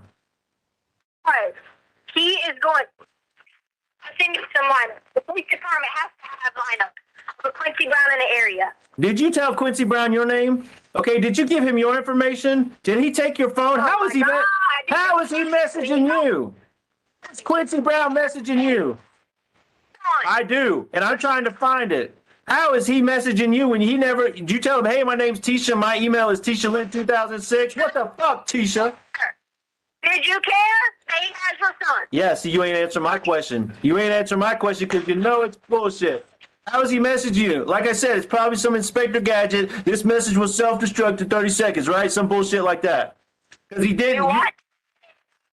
Talking about? Likewise. I don't know what the fuck you're talking about. This guy messaging you? What the fuck? He don't have your information? Okay, so he hasn't been outside of a hotel? Nope. Okay, then you're an idiot. Throw another one at me. What else hasn't he done? He ain't done shit. Because Quincy Brown don't fucking exist. Maybe they need to check you and Landon since your goddamn won't go look for it. Yeah, have them check me and Landon. They got all my shit. I turn all my shit in. My car, my phone, my email, my everything. They got all my shit. Well, they have all mine too. Okay? So I ain't worried about shit. Give me a place to look for Gannon. Tell me where he is. I don't. I'll go fucking look for him. What does Quincy Brown even look like? Is he the 5'7" Mexican? I mean, come on, goddammit. Come on. How is he messaging you? You never answered that question either. I'm getting messages. Ooh, so mysterious. That's because someone sends you messages, Albert. Doesn't fucking mean it's social media or anything like that. I didn't say what it was. I asked you what it was. Certain ways. So, I even called it into the FBI. oh, okay. Hey, there's this dude, blah, blah, blah, following us. Hey, there's another people following us. I've tried to help y'all. So, listen. I didn't tell you from the beginning who Quincy Brown was. Yeah, right. Just don't give a shit. Yeah, because you knew I wouldn't believe you because it's bullshit. So you're telling me this motherfucker came in the, or got in the truck, come home, beat the shit out of you or whatever he did, beat the shit out of Gannon, took Gannon from the storage room or whatever the hell that's all about, and took him, and now he's got, I'll send you a picture. and now he's, yeah, send it to me. Send that shit to me right now, okay? Send me fucking Quincy Brown, okay? Because you're telling me this dude is out there. He knows you know what he looks like, and he's following you? Trying to do whatever he's going to do. He's got everything he needs. You know, release a reward. But you said that he's following you. Yes, extra reward. When are you going to send me this damn picture? I just sent it.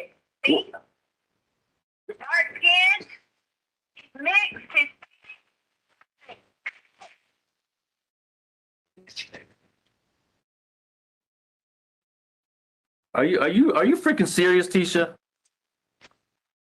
That's Quincy Brown right there. He's dark and Hispanic. What? He's dark and Hispanic. His name's Quincy Brown, right? A Hispanic guy named Quincy, like he's from South Carolina or something. Puerto Rican, mix. All right, listen, Quincy. Oh my God, this is great. How did you fucking get a picture of Quincy Brown? You Googled him? That is who he is. Okay, listen, screenshot your Google search. Let me see it. Like, screenshot me where you pulled that. Yeah, however you got Quincy. Guess what? Quincy probably sent you that picture in one of his messages, right? He said, hey, just in case they're looking for me, here's my latest photo. You're a fucking dumbass. I am a dumbass, and I need my son, and you got him. Your son. Who's got him then? It ain't fucking Quincy Brown. You gonna be a fucking some balls and find him with his. I bet you ain't doing that shit though, are you? Cause you're. I am a punk. You're right. I just want my son. You can call me a punk. You can say whatever you want to say to me. Okay? I just want. Quincy then. Where, Question him then. where can I find Quincy to question him? I don't fucking know. Your best friends in the police department can do it.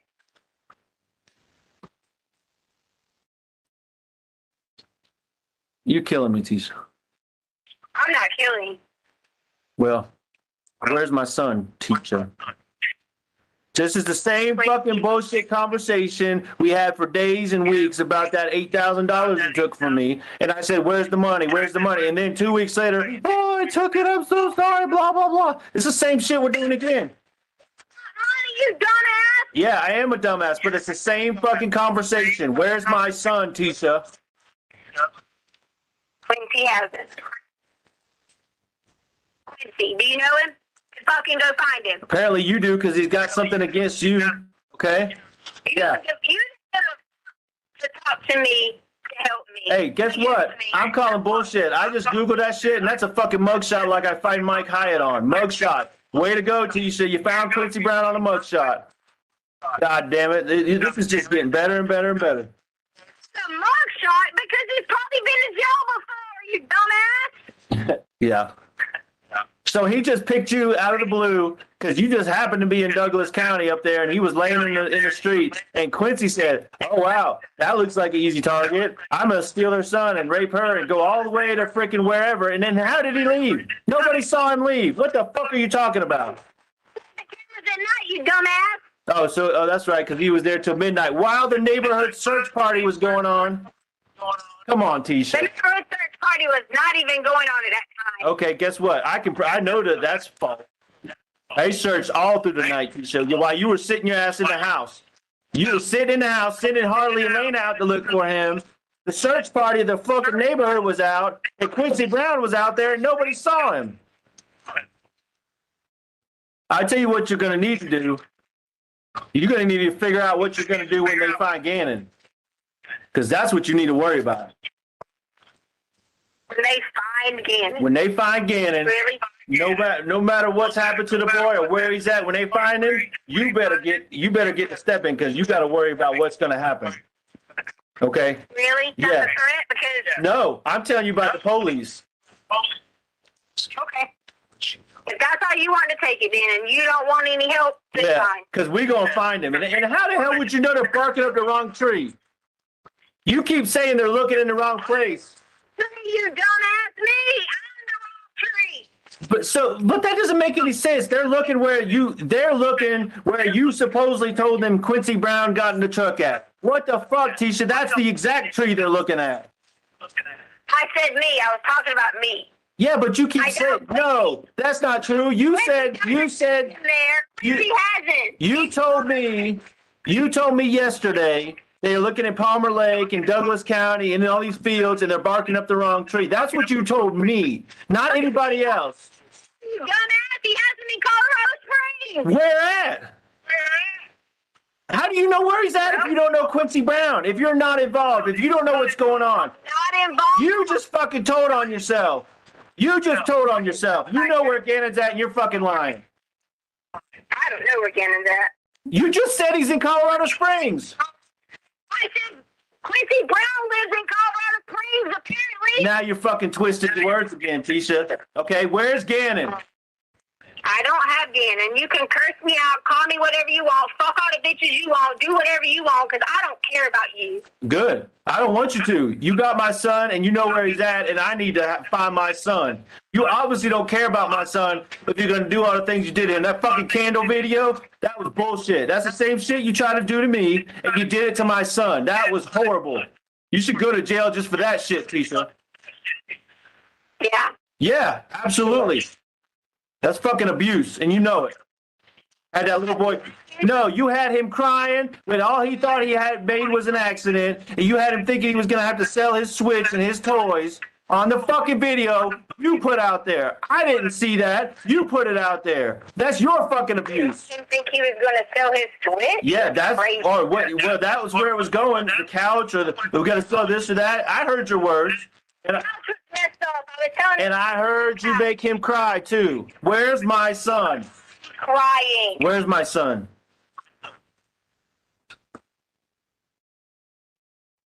Where is he, Tisha? Why are you pausing? You don't care where he's at, so it don't matter. I do care. I told you where I think he's at. You told me he wasn't there. You said they're barking up the wrong tree, and then you said he is in Colorado Springs. You said that. Not me, not the police, not nobody else. You said it. That's why you said they're barking up the wrong tree, because you know where he's at. And you need to tell me. I wish I did. You're a fucking liar. Tell me where he's at. I wish I did, so that I bring him to you and say to you how you really were a supportive husband. You listen. This is the same shit that we've been going through for 5 years, and I've supported you That's all through you it. ever want to do is talk about me and Albert. No, I want my son. Fuck all that other shit. I want my son. Who cares about the past 5 years? You're right. Who gives a fuck? To you right now, and I had absolutely nothing to do with it. You'd still fucking try to blame it on me. But Tisha, that's just not an option. You've lied to me. Okay? Well, I'm not blaming you, but you've lied to me. That's unacceptable. Okay? The truth is, I need my son, and you have information. I'm sorry that I didn't want to get killed.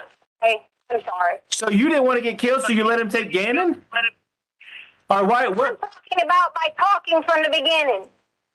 But you were talking from the beginning. You did an interview from day one. Okay? So no. I didn't want to get killed. I didn't want everyone I knew to get killed if I started talking and Because of some fucking random Quincy Brown, okay? Come on. Some Quincy Brown from Mugshots is going to kill us all. Have you looked him up? Yeah, he's on fucking Mugshots right there on Google. All you got to do is Google or Siri, show me Quincy Brown, and there he is. Bam, right in front of you, okay? What the fuck, teacher? Okay. Just like I found all that shit on Mike Hyatt. All I had to do was Google Mike Hyatt, and there it was, right in front of me. I didn't have to do no search. It was right there. Because I'm telling you, I'm not fucking stupid. That's what I'm telling you. You want to be don't go after all options, then you must be fucking stupid. Yeah, I'm stupid to let you send me in 27 different directions. You're right. That's stupid. You're absolutely right. I know that you know where Gannon is, and that's the direction I'm going, and I'm not changing. So you better buckle in. This is going to be it. You'll be waiting a long time because I don't have him. I didn't say you had him. You should see that's where you keep twisting your words. I didn't say you had him. I said, tell me where he is. Where Gannon's at? Oh, okay.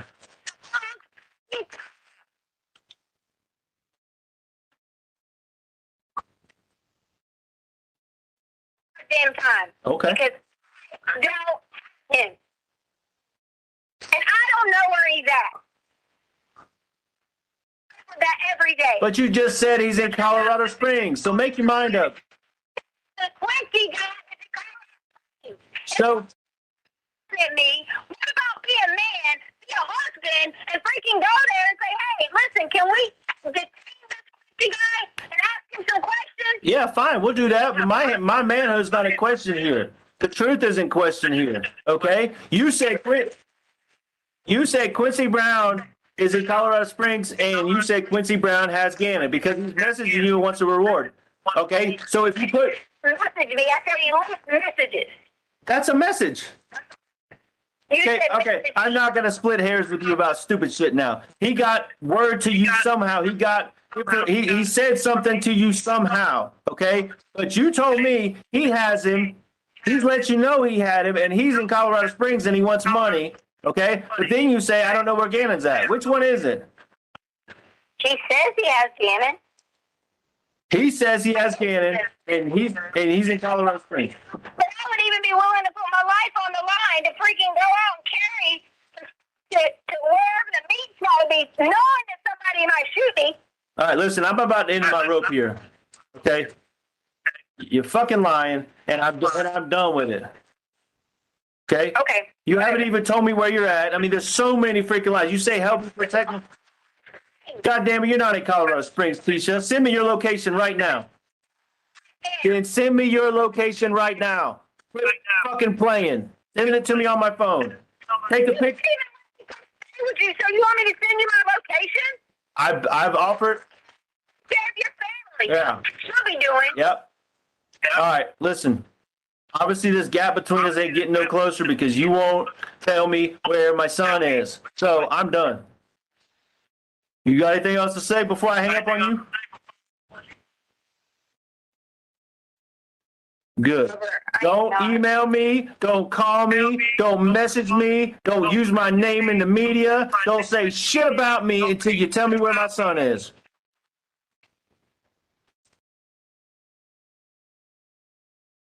Mr. Allen? Mr. Stauch, if you'd resume your seat in the witness stand, I remind you, sir, that you're still under oath.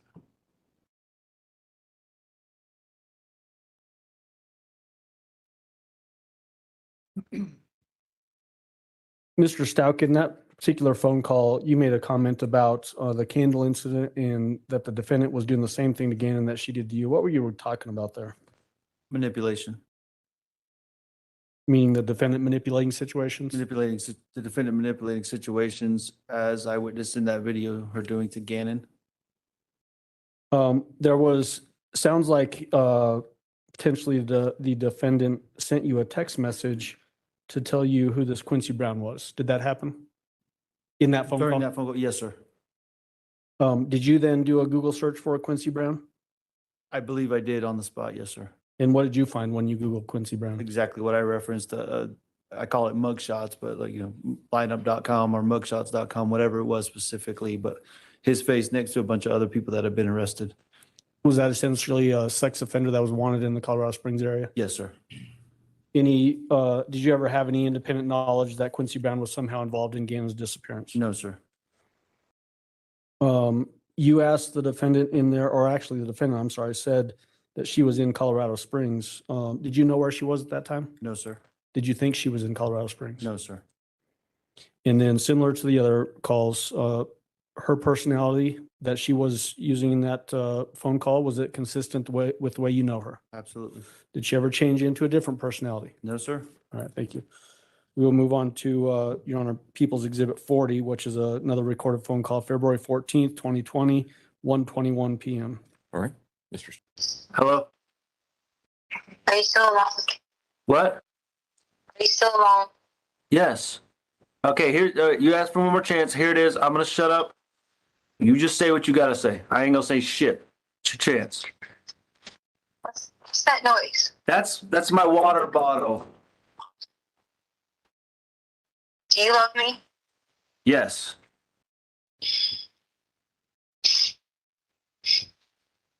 Oh. All right. If you know it's an accident, are you going to stand by me?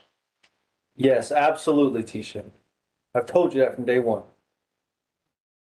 I'm sorry for all the stories. I just didn't know what to do.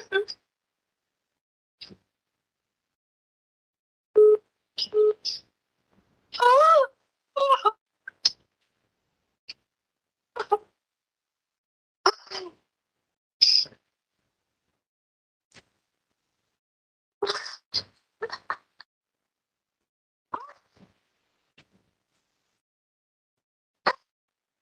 So we were going to get your, how do we get your bike?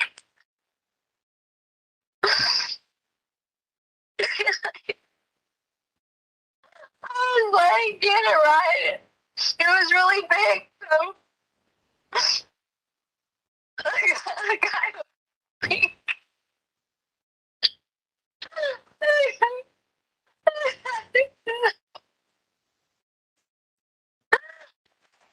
You fell off of it. It hurt bad. You never so much about like heels and stuff. What? I didn't hear you. What? I said when he fell, he got hurt because there was like concrete and heels and stuff. The guy was helping him ride the bike.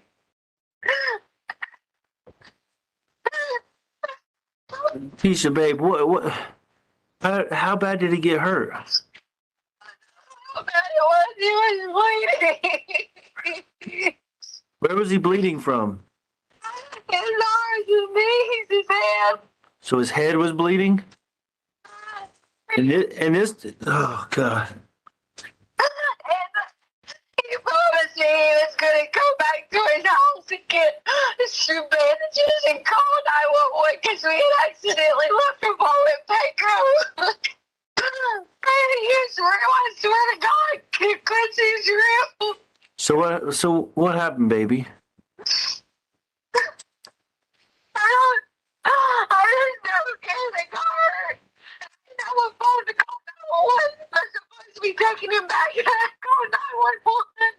So the guy took him to take him to 911? I swear to God, his name's Quincy Brown. The guy was supposed to be meeting again. The Craigslist guy? Yeah. And you met him where? Like up in wherever that Messages. My actual phone was flash, you guys. I was scared he didn't come back with so keep going. I'm sorry. I thought if I was like, I'll go back and I'll just go keep searching. And I did. I spent the whole night driving to find him. In my truck?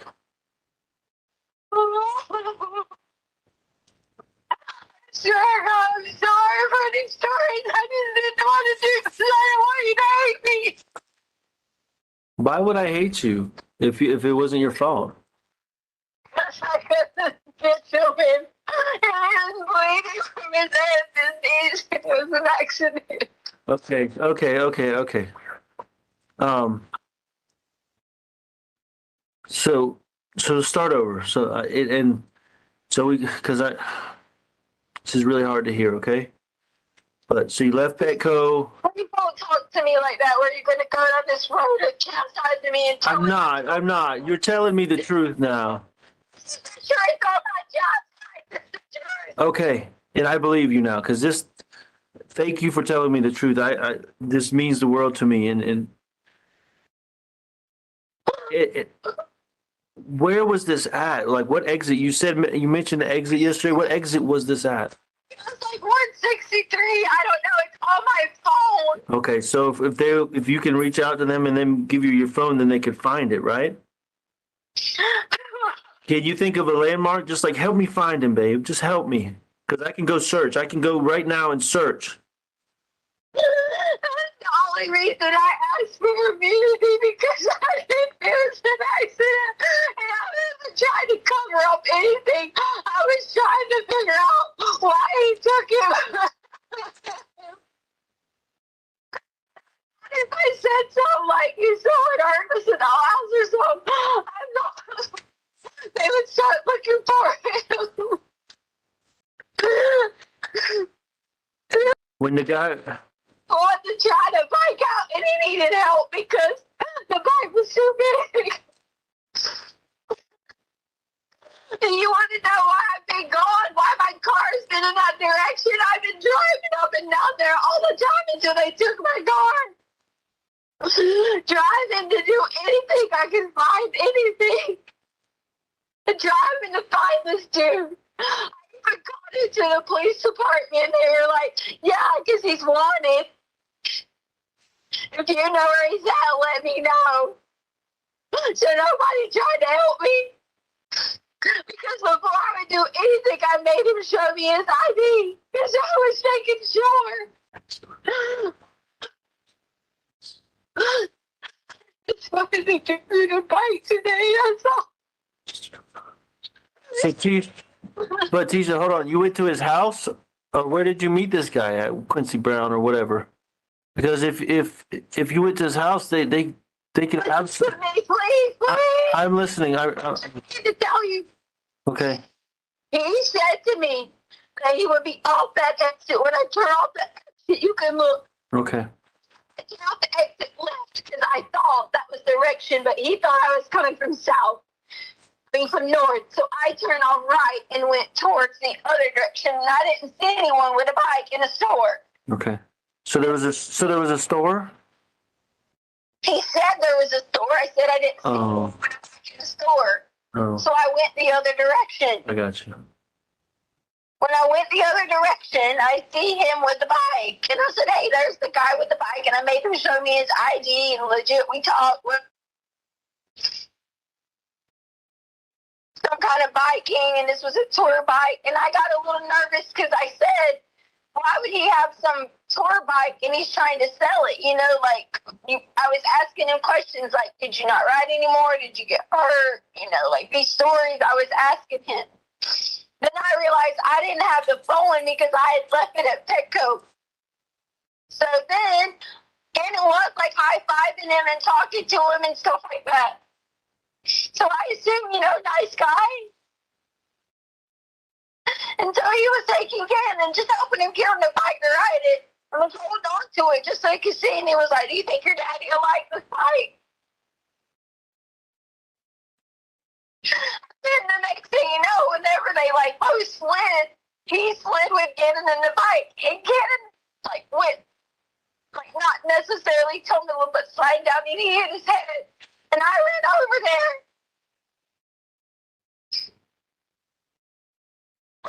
I was just trying to help and call 911, but I didn't have my phone.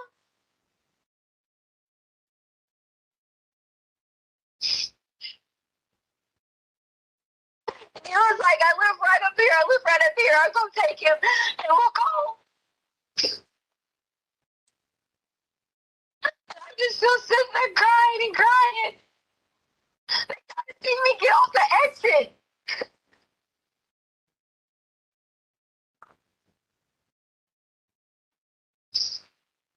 That's why I've been adamant about you finding this dude.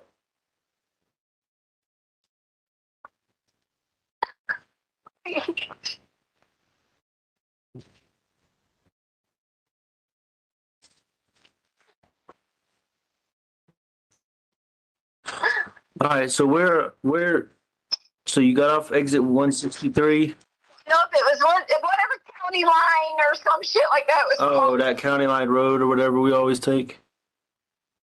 It was on that road. No, you had to turn off of that road. I went the wrong way to start with, so I turned right. Because he thought I was coming from the direction I was supposed to turn right. But this was the exit off 25 that you turned the wrong way, or off of County Line Road? Off of 25, you can get off and go both directions. Okay. All right. I'm trying to narrow down so I can go look, but So was there anything else besides you said he scraped his knees, he scraped his elbows, he busted his head, and he had the burns on his arms. Well, there was some bad burns, Albert. The burns were just little bubbles from the fire. That had nothing to do with it. Now maybe it could have like scraped them open some because he already had them, but Gannon was fine. He was talking to me. He wasn't complaining with any kind of pain. I would have took him straight to the doctor if the burns would have had any kind of pain to him. Okay.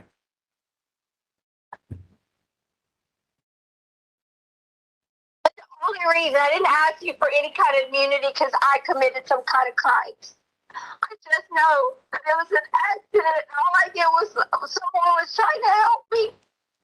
And then I didn't know where he went from there. What? So, the one I'm worried the most about is the freaking head wound because what was it? How bad was he bleeding? It was pretty bad. It was pretty bad. Like, Yeah. like it was. Tell me bad. Is bad like blood's dripping down his face, or bad like he's laying there and there's a puddle, or what? Oh, like dripping down his face. Well, did you do anything to wrap around his head or anything? Yes, my clothes I had on had blood on them. The clothes you had on? Yeah. Okay. So Like, oh my God, we gotta call 911. was this on the road or was this at the station? Like where? Show you to explain where. I don't know my way around Colorado. Okay, I'm just trying to figure out if there's blood on the road. Maybe we could find blood on the road or something. That's all I was saying. Searching Okay. somewhere. I agree. I agree they should find it. So where on his head? Like was it the side or back of his head? What? Words. I don't know. I was panicked. Okay, so you were panicking. So an accident happened and you panicked, right? I was panicking. Okay, I didn't have a phone. right. And did he have a phone? He said he would run back to his house. He had Gannon, said he'd run back to his house, wrap it up tight, and he would call 911. Okay. Gannon was talking. Okay. So he took Anna to his house is what he told you, right? And you did you stay where you were? Or did you follow him or what?